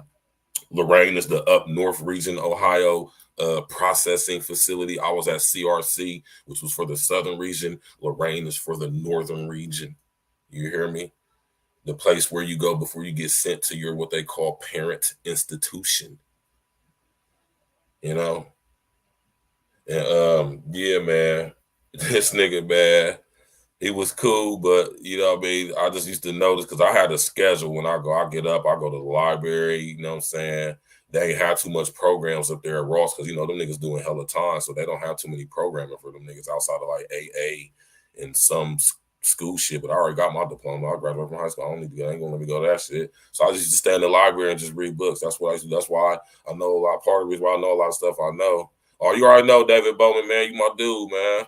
Rocks with you, David Bowman. You was a major supporter of everybody's content, bro. You already know, man. You get hella respect, big bro. You know what I'm talking about? So I'm sitting up here going to the library, reading books, y'all. But I ain't gonna perp at Ross that had a horrible, shitty library. And their ILL program, their ILL program, their interlibrary loan program sucked. That just let me know how people in what's that, Chillicothe, their library is horrible. Because the selection of books that they have for us to get just was terrible. But you know what I'm saying? I used to read all type of shit though, man. You know what I'm saying? And that's how I made the time go by. Then working in chow hall and shit at Ross. And, it's towards the end of the year, 2011. You know what I'm saying? I'm in the cell with this nigga. He cool at first. I get up to see that this nigga is a fucking lame, a lightweight, undercover, old fun boy ass, gump ass nigga. You know what I'm saying? I've been hearing stories this nigga used to mess with punks in the rain and shit. Like, come on, bro. You feel me? But that's why I say I've been around every type of gay nigga you can think of. I know niggas when they on some homo shit, man. You feel me? I think I've been in the joint. Anyway, this nigga, now mind you, I'm working in a chow hall. Now I'm gonna say this about goddamn it. I'm gonna say this about Ross. I was working in the chow hall during Thanksgiving, 2011. You hear me? They gave us food that niggas wasn't eating on the streets. You hear me, man? I'm talking about that motherfucker. That's one thing I will remember about being at Ross, besides the 3 niggas that got killed in the other blocks. While I was at Ross, 4 niggas got killed. The nigga who I seen get killed on the yard by Jones, a nigga got killed in A block. No, 2 niggas got killed in A block, and a nigga got killed in C block. All over the phone. Over the goddamn it phone, y'all, man. You hear me? Anyway, I'm at Ross. And, I'm at the mind. I'll tell y'all about Thanksgiving. They gave us motherfucking Cornish hens. They gave us motherfucking good food, man. I just remember that. It wasn't like no shit you would think in prison. They actually gave us like decent food, and they let us take hell of that shit back to. I'm talking about Cornish hens, real macaroni and cheese, real greens, real potato salad, real candy yams. I remember that shit. I was just shocked, like, damn, this is like some real good food to be in a joint. Anyway, you know what I'm saying? I'm at Ross. This nigga's name was Anthony London. No, his name wasn't even Anthony. His name was Tony. His name was Tony London. Man, I used to get up in the morning to go to work at the chow hall. Oh, yeah, exactly, Andrea. I keep telling y'all when I was in the joint, man, I was reading books, man. I was told myself when I listened, man. Let me come up real quick, man. I told myself about to go do 6.5 years in prison. I am not about to get out of prison fried. I'm not about to be like these niggas in here drinking Foxies, smoking and drinking and doing all the fuckery and the murder remote. No, I'm going to go here and I'm going to make my mind as strong as possible. I'm going to keep myself sane. I'm not going to get institutionalized. But even though being in an institution, you still get institutionalized, right? But I ain't going to come out this motherfucker like on some bullshit. You hear me? So, you know what I'm saying? Like, yeah, I just wanted to make that clear, you know what I'm saying? Because niggas go to the joint and niggas do be fried. Niggas do get mind screwed in the joint. You hear me? But I'm at Ross. This nigga, Tony London, man. This nigga was in there. He had, he didn't even catch a body. He shot somebody, man. He had a felonious assault charge, and he really shot this broad and fucked her up real bad. Yeah, it can be a motherfucker jail in the storm, man. Hit that like button, y'all. Hit that like button. Hit that subscribe joint and all that share. You know what I'm saying? I'm about to wrap this up here in a minute. So, you know what I'm saying? This nigga Tony London, man. I used to get up to go to the chow hall for work in the morning. This nigga, and I come back from work at like 10 o'clock in the morning for count time or some shit. Like, yeah, like I'm gonna say like 8, 9, 7 in the top, whenever count time was, man, for count. You feel me? And this nigga used to be a barber. He worked in the barber shop because at Ross is where they had the state of Ohio ODRC barbershop college, where you could actually, if you get transferred to or be in this prison, you go there and get your barber license. So they had an actual state registered barber school there. The niggas used to get their, you know what I'm saying? So he was in the barber shop. This nigga used to be, I come back from working in the morning, y'all. This nigga, you know what I'm saying, getting, and this is count time now, though, right? So he just now, but he been doing whatever, he been doing, working out, whatever the fuck he be doing, you know what I'm saying? And he just was like a real live, fun boy ass nigga, though. And I moved in the cell with this nigga. I realized how much of a fun boy this nigga really was, but I wouldn't be able to get moved out of the cell just because I thought this nigga was a fun boy, you know what I'm saying? I only got moved in the cell because the nigga was moving out the cell, you know what I'm saying? I guess this nigga just ain't want, he kind of befriended me because he felt like he ain't want just anybody moving the cell, you know, so we could cool, whatever. And he was cool at first. When we move in the cell, man, this nigga, man, I just starts peeping this nigga's demo when you say you really see a peeping niggas all the way demo when you in the cell with him, man. I'm in the cell with this nigga be in the mirror for 24/7 like a broad. I noticed that shit off drip, like this nigga illin'. He be in the, now mind, it's all men in the prison. Not saying ain't nothing wrong with keeping yourself up, because I kept myself up, but I'm not in the mirror like for like out like an hour into some change, just like grooming myself, like how a broad would do, like how this nigga was doing, man. This nigga was crazy. Anyway, this nigga on the cell, I'm working in the child hall to cell, this nigga that had put up a sign in the dorm to where you could transfer back to CRC to be a cadre, right? And that's sweet for me because CRC is like 20, 25, 30 minutes away from, not even that, from Columbus, from the city. You feel me? Operation is Goldilocks. Oh, yeah.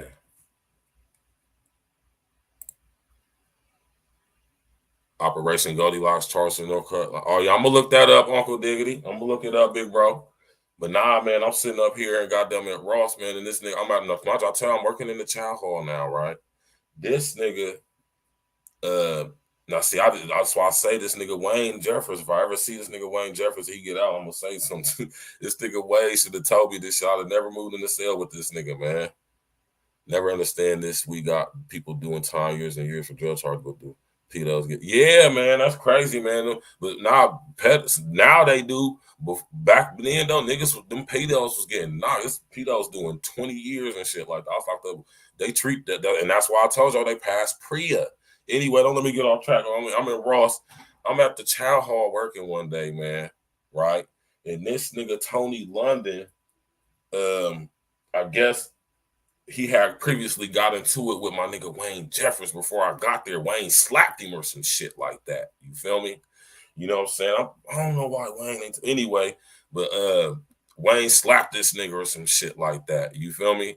And they had like a little weak ass beef ever since then. But he a little hoe ass nigga. He ain't about doing no Wayne. Wayne like had shit on lock in the block for real. He was the big store man. Wayne had shit on lock. He was nigga who, you know what I'm saying? My nigga Wayne had shit. Listen, when my nigga got to the block, my nigga was like the pod father of that motherfucker. And this is in the level 3 camp, nigga, in Ohio, Ross. Y'all look up Ross Correctional Institution, Ohio, man. That motherfucker off the chain. Anyway, you know what I'm saying? I'm at the child hall, and I guess they had some exchange of words. Now, mind you, these niggas been living around each other since, I don't know how long this happened, since before I got there. So, nigga, you been sitting here looking at this nigga every day, and this nigga done slapped you, and you ain't did nothing. So, you pretty much already made to be out a bitch. You know what I'm saying? I didn't know any of this shit, though. This is why I say I don't know why Wayne didn't say something to me about this shit. I never moved in the cell with that nigga. But, anyway, I go to child hall, and I guess at the microwave, from what my nigga Mike told me, like, I guess at the microwave, they had like a little weak-ass exchange of words. But this nigga, Tony London, had in a net bag, y'all. A net bag is a net bag that the state of Ohio issue when you go to prison, that you put your laundry in, you put your belongings in, they give you 2 of them. You hear me? This nigga had a net bag weaved in between the springs of his rack. We had a 2-bomb rack. I was on the top rack. I wanted that shit on me. I don't give a nigga. He was in the cell way before me, nigga. I ain't about to tell this nigga get on the top rack. We ain't on that bullshit like that. I was sleeping on the top rack. He on the bottom rack. This nigga got weaved between the springs of his bottom rack a net bag with some chunked off asphalt pieces from the broken up street, because Ross is a terrible old prison. And he got that shit in the net bag like like he about to goddamn it do something with that shit. So I guess they had got into it in the block while I'm at work in a chow hall, and they end up going in the cell, right? And they found that. Now, mind you, I'm at the chow hall. I get the call from the CO in the chow hall, like, Barry, you got to report back to the black right now. You feel me? Now, mind you, I'm at work. I'm like, okay. In the chow, I'm like, they let me, I walk across the yard back to the block. They instantly tell me, cuff up. You feel me? They tell me, cuff up. Put me on the wall and everything, man. Cuff up, get on the wall. You hear me? Took me in the little C unit, which is the unit that connects both of the blocks. You got A1 and A2. I was in A1, so they took us in the little corridor that connects the two, in the little room in there and shit. And they like, man, Mr. Berry, man, we found this. Can you explain this? I'm like, oh, man, what's that? I don't know what that is, bruh. You hear me? And they said, we found this on the bottom rack of your cellular rack. I'm like, well, see, y'all should, like, I don't know nothing about that. Y'all found another his rack. He ain't tell y'all where it's, you feel me? I'm just sitting there like, man, I don't know nothing about none of it, man. I didn't even know that was there. I sleep on the top rack. I ain't got no reason to ever look underneath the bottom rack, man. My stuff is in a whole nother area in the cell. All that stuff underneath the bottom rack was his stuff. I had no reason to ever look underneath there. He would clean that cell. You hear me? That was one thing that was cool about being in the cell with the nigga. He didn't mind me not. He wanted to clean up the cell. I even offered, like, bro, I'll clean up the cell, bro. He like, nah, I got it, bro. Oh. Cleveland niggas, man. I'm telling you, man. Cleveland niggas crazy, man. You hear me? So yeah, when we end up going to the hoe, now mind you, this is around Christmas time, right? Now, mind you, I had already signed up the paper to go to CRC, so I'm salty, like, damn, this nigga done fuck my chances up to transfer to CRC. You know what I'm saying? I'm gonna have to be in here for at least another year or two, you know what I'm saying, so before I can get my security drop. You know what I mean? Anyway, I go to the hoe in Ross. Remember I told y'all I've been to the hoe before? This is my first time going to the hoe. I was in the hoe for like 2 weeks. You hear me? And they let me out on Christmas Eve. You hear me? Let me out on Christmas Eve. I got to eat the good Christmas Eve dinner and everything. This was not too long after Thanksgiving, man. You hear me? That's what was so crazy about that shit. You know what I'm saying? Of course, I'm working in the chow hall, nigga. I'm bringing back motherfucking all type of shit from the chow hall, man. Vegetables, fruit, fucking burgers and shit like that. You know what I mean? Fucking sandwiches and shit. You hear me? Niggas have to make sure you keep your weight up when you in the joint, man. You don't want to tomorrow.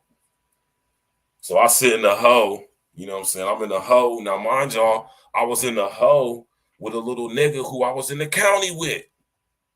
This little nigga, Young Punchy, from North Linden.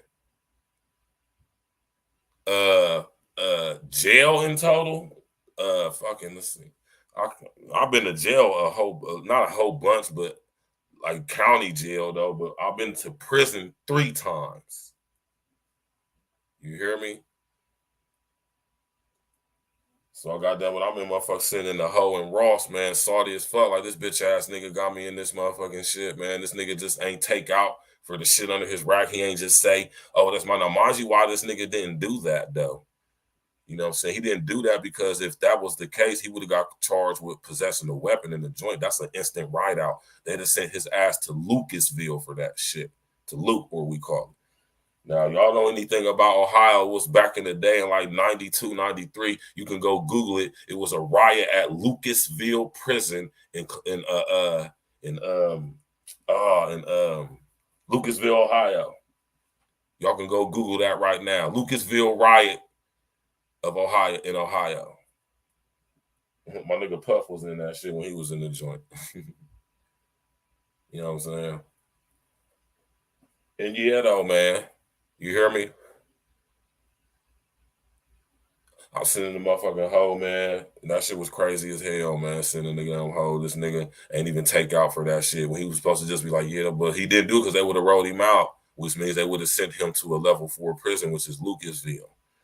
And you know what I'm saying? And he was scared of that. He ain't want no parts of no Lucasville. Shouldn't be having bags of asphalt rocks like you got a fucking slingshot club, whatever, the net bag club or something. Like, you gonna smash somebody over the head with that shit. Scared as hell to go to the motherfucker. So we go to the hoe. My cousin works in R&D and a hoe. You know what I'm saying? My cousin T-Bone, I told y'all about earlier. And this nigga, man, you know what I'm saying? This nigga like checking my stuff in. This nigga tried to like fake say my stuff was his and everything, man. Needless to say, I get out the hoe. I see this nigga on the yard pushing his stuff because they let us out at the same time. This nigga was so scared. You hear me, man? He was so fucking scared. This nigga said, "Oh, Virg, please." He said, "Man, I don't want no problems, man. My bad, man. I should have took out for him, man. Blah, blah, blah." Man, just don't be on nothing, man. For real, man. I ain't trying to, you know what I'm saying? He just straight instantly start copping deuces, man. And I just was like, man, you know what I mean? I ain't trying to mess my chances of riding out to CRC because, like I told you, CRC is like 20-something minutes away from the city. You know, I got visits every week. You know what I'm saying? We go to commissary every week. You know what I'm saying? God damn it. The interlibrary loan was with the Columbus Metropolitan Library, the big, huge library downtown in my city. I had access to books that I could not believe they let me get when I was in the joint, y'all. And I just was reading all types of books. Just imagine all types of shit.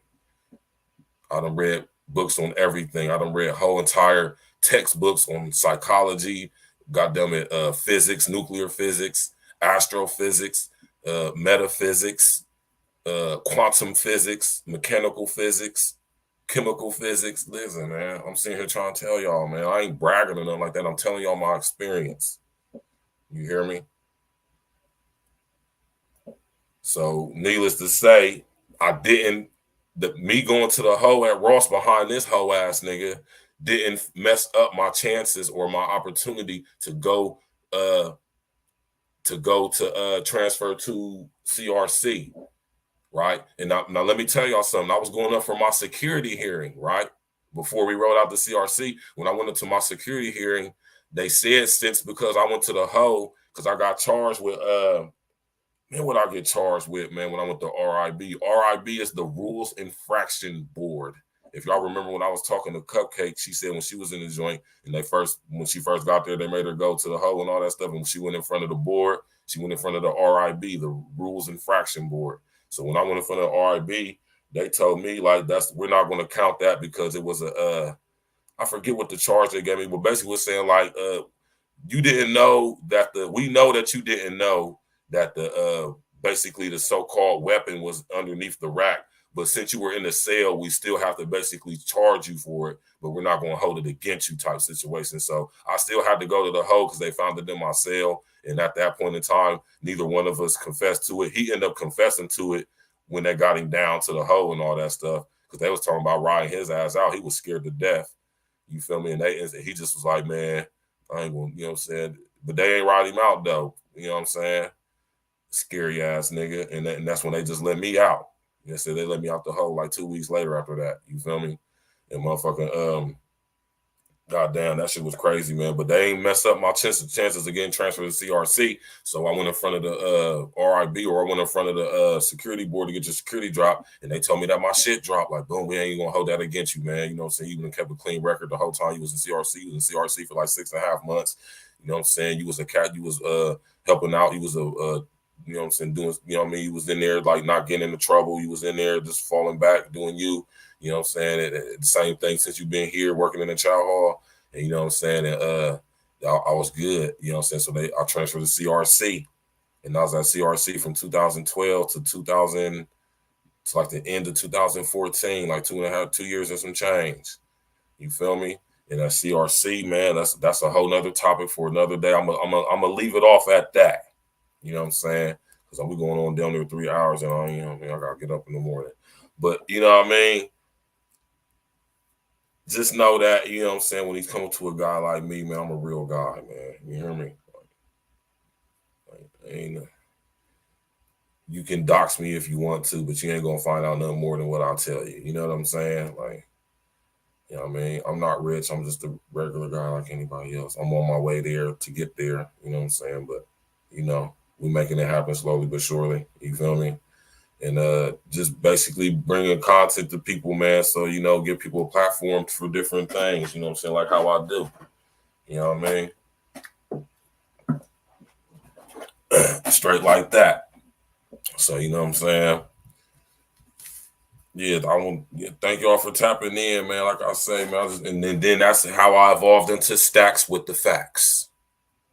See how I bring it full circle for y'all? Verge to Stacks and evolve to Stacks with the Facts. You know what I'm talking about? Stacks with the Facts. So that's how it came about, y'all. Mind y'all, I didn't give myself these. I didn't name myself these monikers. My man NC gave me the name Stacks because we used to get money and used to see me counting stacks. And, you know, that was just some old clownish in the spot. He said, my nigga Stacks. And it's just stuck with me ever since. And then, this is a story I can tell y'all. I'm going to tell y'all this story. We're going to end on this note right here, too. I wonder what's up with my nigga, though, because he been out for a minute. I wonder what's up with him, too. My nigga Shabazz. I cannot remember this nigga's name. I can't remember his government name, but I remember he was a Muslim. He changed his name. His name was Shabazz, right? My Muslim nigga, right? Cool ass nigga. You know what I'm saying? Funny ass nigga. He used to be getting to a little bit of pepper when he was on the streets. You know what I'm saying? I knew some of his peoples. Anyway, we cool in the joint kicking it. You know what I'm saying? He ended up backing, my nigga ended up backing the little CO bitch. You know what I'm saying? Had the little CO bitch. You know what I'm saying? We in there doing it, living good. You hear me? Smoking good, eating all that, man. You hear me? And this is how I got the name Stacks with the Facts. It's me and Shabazz. You know, we just mock. You know, like I said, he was a Muslim dude, so he was, you know, so he was kind of mildly disciplined. You know what I'm saying? Up until he started doing that bullshit. But you know what I mean? We used to just be building. You know what I'm saying? He noticed. You know what I'm saying? Like I said, the type of nigga I wasn't. I just was on my shit. I was reading my books. I was studying, learning everything I can learn, working out. You know what I'm saying? Staying to myself. I ain't getting involved in none of this prison politics bullshit. You know what I mean? Doing me. My people come to visit me every week. I'm good. I was doing my thing when I was on the streets. So I really didn't need or want for nothing. I was going to the store when I want. I'm cool. You know what I'm saying? You know, like I said, working in the child hall again at CRC. You know, so I was a chef there. You know what I'm saying? I see hella niggas coming through when you get locked up into this. I see everybody coming to the joint. You know what I mean? It just was smooth. It was a smooth little bit, man. I had the library. So we had the interlibrary loan. That was so sweet. I just would get books. You allowed to get books every week, man. I'm talking about, or every 2 weeks. You can get like up to 10 books. I cannot believe they was letting me get some of the books that I was getting, y'all. I'm telling y'all, I don't even understand why they was letting me. Anyway, and I just was reading in that motherfucker, man. You know what I'm saying? This is how I got the name Stacks with the Facts. I'm walking around the yard one day. We walking around the track, me and my nigga Shabazz. We was at Ross with each other, too. We used to work in the child hall with each other at Ross. So we walking around the track with each other at CRC. You know what I'm saying? And we just chopping it up, building and shit. And I just put him up on game about something. I don't know what we was talking about, but he was like, man, he said, Virg, man, I know that's what you be in there reading and studying. He said, man, my nigga Stacks, he said, man, you Stacks with the Facts. Because you always got the facts, man. And that's how I got the name Stacks with the Facts. My nigga Shabazz gave me that name. I can't remember his government name for nothing, y'all. My nigga Shabazz from the South Side. He was from Smith Road. Hustling out. He was getting to a little bit of money. He was on the streets, man. He was a hustling ass nigga. Like I said, he knocked the bitch. He knocked the CO bitch. Had to be CO bitch bringing us piff, bringing us all types of shit, man. You hear me? And that's why I'm glad I left CRC, because I found myself getting back into the same things that I was getting into when I was in the streets. And that's another topic for another day, because I ain't trying to drag this out no more than 3 hours, man. You know, I lost track of time and everything. Hit that like button, you know what I'm saying? Hit that subscribe bell. You know what I mean? I could sit up here and talk about all types of shit, man. You feel me? So, you know, my brother Shabazz gave me the name Stacks with the Facts. You hear me? I got that name from him because he noticed that when, you know what I'm saying, how I carried myself when I was in the joint. I was always reading. I was in the library, always studying. You feel me? Keeping my mind sharp. I had a subscription to Popular Mechanics magazine, Popular Science magazine. You hear me? That's how I'm up on the technology. I make sure I kept because I know technology going to change, because I noticed that soon before I got locked up was when YouTube first came out, and I noticed how the technology was changing. I noticed how media was being social engineering for real. So I want to make sure I stayed in tune. I know I seen from what I seen just on YouTube in 2009 before I got locked up, and what I was seeing in as far as the content that was on YouTube back then, I seen where it was going. And I wanted to keep myself up on that. So while I was in the joint, because I know I have to go do this time. So I got a subscription to Popular Mechanics and Popular Science. You hear me? And I had for like a good 4 years straight. You hear me? Up until I got out the joint. You know what I'm talking about? And that's how I kept myself up on the technology. That's how I know about the smart grid. That's how I know about 5G, 6G, 7G. Is why I can speak so fluently and speak so intelligently on it, because I actually know what I'm talking about. You know? And a lot of books I read, man. You know what I'm saying? A lot of books, man. And I encourage y'all to read, man. Reading is fundamental, man. It's good for your brain, man. And I ain't talking about ebooks. I'm talking about go to the store and get an actual book and buy it, touch it, feel it in your hands, get a pen. You know what I'm saying? Get you a pen. Take notes in your book. Underline words that's not familiar with. Look them up. That's how you expand your vocabulary. You hear me? Put sidebar conversations with yourself in the book when you reading something in the book and it you know what I'm saying, causes you to have a epiphany, or it causes you to connect the dot for yourself. So when you can go back to this reference when you want to connect some dots on it. You hear me? This is game I'm giving y'all how I kept myself knowledge and basically sane and kept my mind intact while I was wasn't in prison. How you would never know I was in prison unless I told you. Because most niggas that get out the joint after doing the amount of time I've done, you can tell. You know what I'm saying? So that's how I was able to keep my mind sharp. And my brother Shabazz gave me the name Stacks with the Facts. And I just stuck with that because I thought it was slick. It's a way for me to incorporate stacks when I used to be in the streets before I came to the joint, which is still me, still an aspect of me, because I'm still a hustling ass nigga. And now it's stacks with the facts, because now I'm instead of pushing and hustling crack, I'm pushing and hustling facts. You hear me? Definitely got some new music coming, man. You hear me? You know what I'm saying?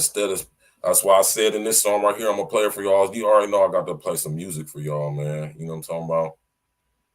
It's only right that I do that. You know what I'm saying? So, you know, I want to enjoy y'all for coming out. Everybody did hit that like button, hit that goddamn subscribe bell. You know what I'm saying?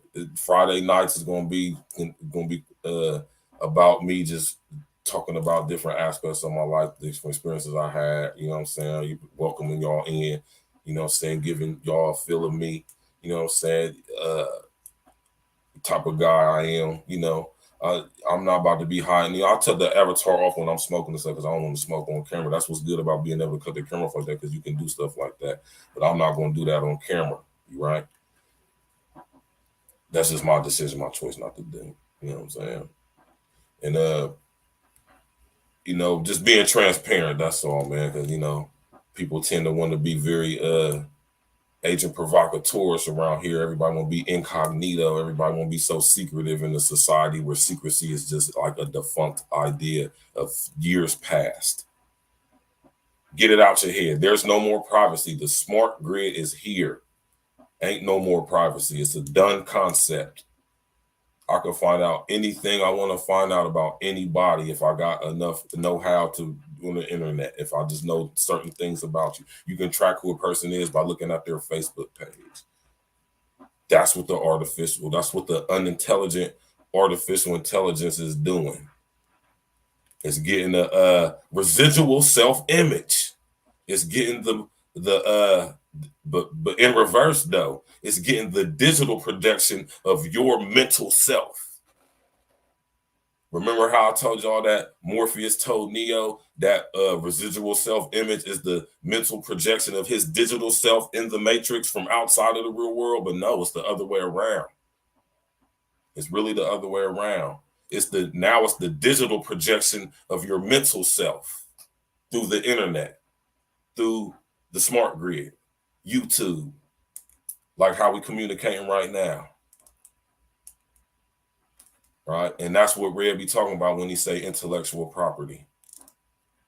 You know what I'm saying? They don't want thought-provoking people on YouTube, y'all. They don't want people talking like this on YouTube. They don't want y'all to know that Harriet Tubman's real name is Araminta Ross, and she worked for the Rothschilds. They don't want y'all to know that. That's not a conspiracy theory. That is facts, man. So you gotta get to a point to where you gotta get your, cut yourself off of the matrix where you don't be so deluded from reality where you will not be able to accept all types of views of possibility. Because when you cut yourself off from that, you cut yourself off from being able to really experience what's really out here to experience, and then you become hive mind collective and easy to get a sense of yourself from these various identities that they have for us. Right? So I thank y'all for coming out tonight, man. You know what I'm saying? I'm gonna cut this short. We're gonna get back into some more stuff. So anything y'all want to know about me, man, anything I want to know about Virg, man, just ask. How about that? You ain't gotta do no rat bastard ass, agent provocateur, doxing, hoe ass shit. You can just ask me and I'll tell you. Y'all ever watched the movie Equilibrium that I'll be telling y'all about with Taye Diggs and Christian Bale? It's a scene in the movie where Taye Diggs asks Christian Bale character, he asks him, what's the easiest way to get a gun from a tetragrammaton cleric, which is the highest ranking fighting force in this Libya society in this dystopian movie called Equilibrium. Some of y'all might have seen it, right? And Taye Diggs' character asks Christian Bale character, like, what's the easiest way to get a cleric's gun from him? You know what I'm saying? And Taye Diggs looked down and said, you just ask him, right? That's how you do with me. You want to know something about Virg, just ask me. You hear me? And I'll tell you. Me not have nothing to hide, man. You hear me? You see me? You see me? Me not have nothing to hide. Yeah. It's a new day, man. So y'all, I appreciate y'all coming out, man. I really do. It's about to be 11 o'clock. We've been going in for dinner 3 hours. I'm going to end this out, man. Y'all be easy tonight, man. Thank everybody for coming out. Hit that like button on your way out. Hit that Cash App on the way out. Hit that subscribe button with you on the way out. We got my brother Chaos Rain in the building. You hear me? You understand what I'm saying? My brother Chaos Rain in the building. Go subscribe to Chaos Rain right now, y'all, man. Go open up that other window on your PC, whatever you're looking at it on. Go to YouTube and type in Chaos Rain. Go subscribe to his page right now, man. My brother do raw content, man. You know what I'm saying? My brother is really about trying to make some things change. You know what I'm talking about? He really has serious conversations like how we do over here at April Talk, man. You hear me? So that being said, man, y'all enjoy y'all evening, man. I'm going to just leave y'all with a couple tracks, man. You know what I'm saying? Y'all have a good evening, man.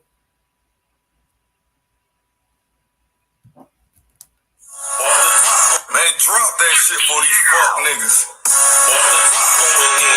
Ain't no lagging up. We need it. Cause you weapon stuff. Army does extend no bliss. Get all your wearing touches. Little arms, but down the lips. Just like my father does. Stacks with the facts. The only real contender. I only see competition when I look in the mirror. Rap niggas is boo. I'm about to set the table. It is dinner time. I'm always ready, willing, and able. Stepping up in the booth. I got my apron on. I'm about to play with the Garden Franks. And some Jordans on. Back then, as far as the coach, I got the business for my over-eater and extra stand. Plus, I'm an knowledge born. On the iron God, body. No blood, I'm body with God. Go off the scene, spin the block and combine your squad. Not really, y'all joking. I'm really just a people, man. Niggas wasn't deceitful, transparent. I see through the scams. When I was still in the coast, I could see through the dress. We bullet hoes, so missing your brethren. You can see through your man. Frogs can see through your plans. In the land of jammers, that's been the factor with contender. Y'all just pretenders. Purposes fall back before I put a fall from the bar. I will sign off 45 fall to the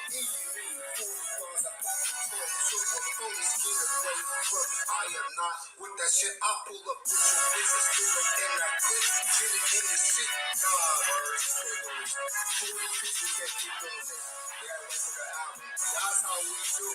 That's how we do. E&E, baby. E&E.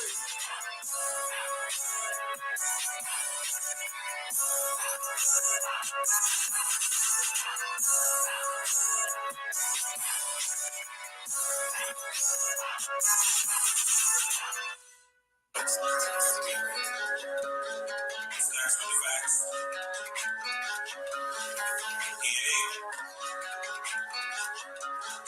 Stimulus package. Let's go. I'm from that nutty north. Packer, green, and Cleveland that have number streets. Windsor Terrace, short, north on my north side, just ride with me. Brittany Hill, South, my new Jack was in the new. Can't forget about East Street and the block too, cause they some good. Nutty north, Packer, green, and Cleveland that have number streets. Windsor Terrace, short, north on my north side, just ride with me. Brittany Hill, South, my new Jack was in the new. Can't forget about East Street and the block too, cause they some good. What you fuck niggas know about the north side? North side, I got a lot of pride. East Street works on my first homicide. Cause if I'm working for the Dutchess for $1, what you fuck niggas know about big city? South home, just pussy for $1.50. Use arrows, best in the city. Big Dax had the first gear in the city. Sex with the facts, ain't nobody fucking with me. Grown folks was a pop club in the city. Really real had the best streets in the city. Just West Coast now, cause they keep the city. Got love for the east side, love for the south side. Got love for the west side too. So I'm from up north, when we get money and slide through your hood like this drive-through. Walk through your hood, not just drive-through. Niggas come good, I'm that fly dude. All these bitches wanna kick it like Ryu. And my DL, kissy face high blue. If you from up north, rep that shit. Say it real loud with your chest, niggas. No NBA, no EA Sports, but I still ball from that nutty north. Packer, green, Cleveland, that have number streets. Windsor Terrace, short north, on my north side, just ride with me. Brittany Hill, South, my new Jack was in the new. Can't forget about East Street and the block too, cause they some goons. Nutty north, Packer, green, Cleveland, that have number streets. Windsor Terrace, short north, on my north side, just ride with me. Brittany Hill, South, my new Jack was in the new. Can't forget about East Street and the block too, cause they some goons. Most of all was the best one we ever had. That's where I took up had another Jordan Lemons at. That's where I found first Airborne chain at. That's where I saw my first stone on cocaine at. Give me a beat on a propane at. This was Middlesbrough where I learned spit flames at. East Street where I really sold cane at. One of the reasons why the street is really named that. Straight facts, I ain't never gotta lie to ya. Northside pride, gotta keep it live for ya. My crib niggas start blue like the Cousin West. My blood niggas down blue like the Muscle Wars. Can't forget about Genesee Avenue. That's where a nigga made dividends revenue. Where the street miss English dirt barbecue. I advise Windsor and Cleveland Avenue. Caddy corner across the street, Tom's corner store. Just one thing was your fair straight fall. Can't forget about D&J's 4 and 8. H Street cooking up 4 ways and 8. On the north side, niggas, you're really great. On the other side of town, I sit and wait. On the other side of town, y'all in the way. On the other side of town, y'all in the way. Now they know Packer, green, Cleveland, and number streets. Windsor Terrace, short north, on my north side, is ride with me. Brittany Hill, South, my new Jack Joyce and the new. Can't forget about East Street and L Block 2, cause they some goons. Nutty North, Packer, green, Cleveland, and number streets. Windsor Terrace, short north, on my north side, is ride with me. Brittany Hill, South, my new Jack Joyce and the new. Can't forget about P Street and L Block 2, cause they some goons.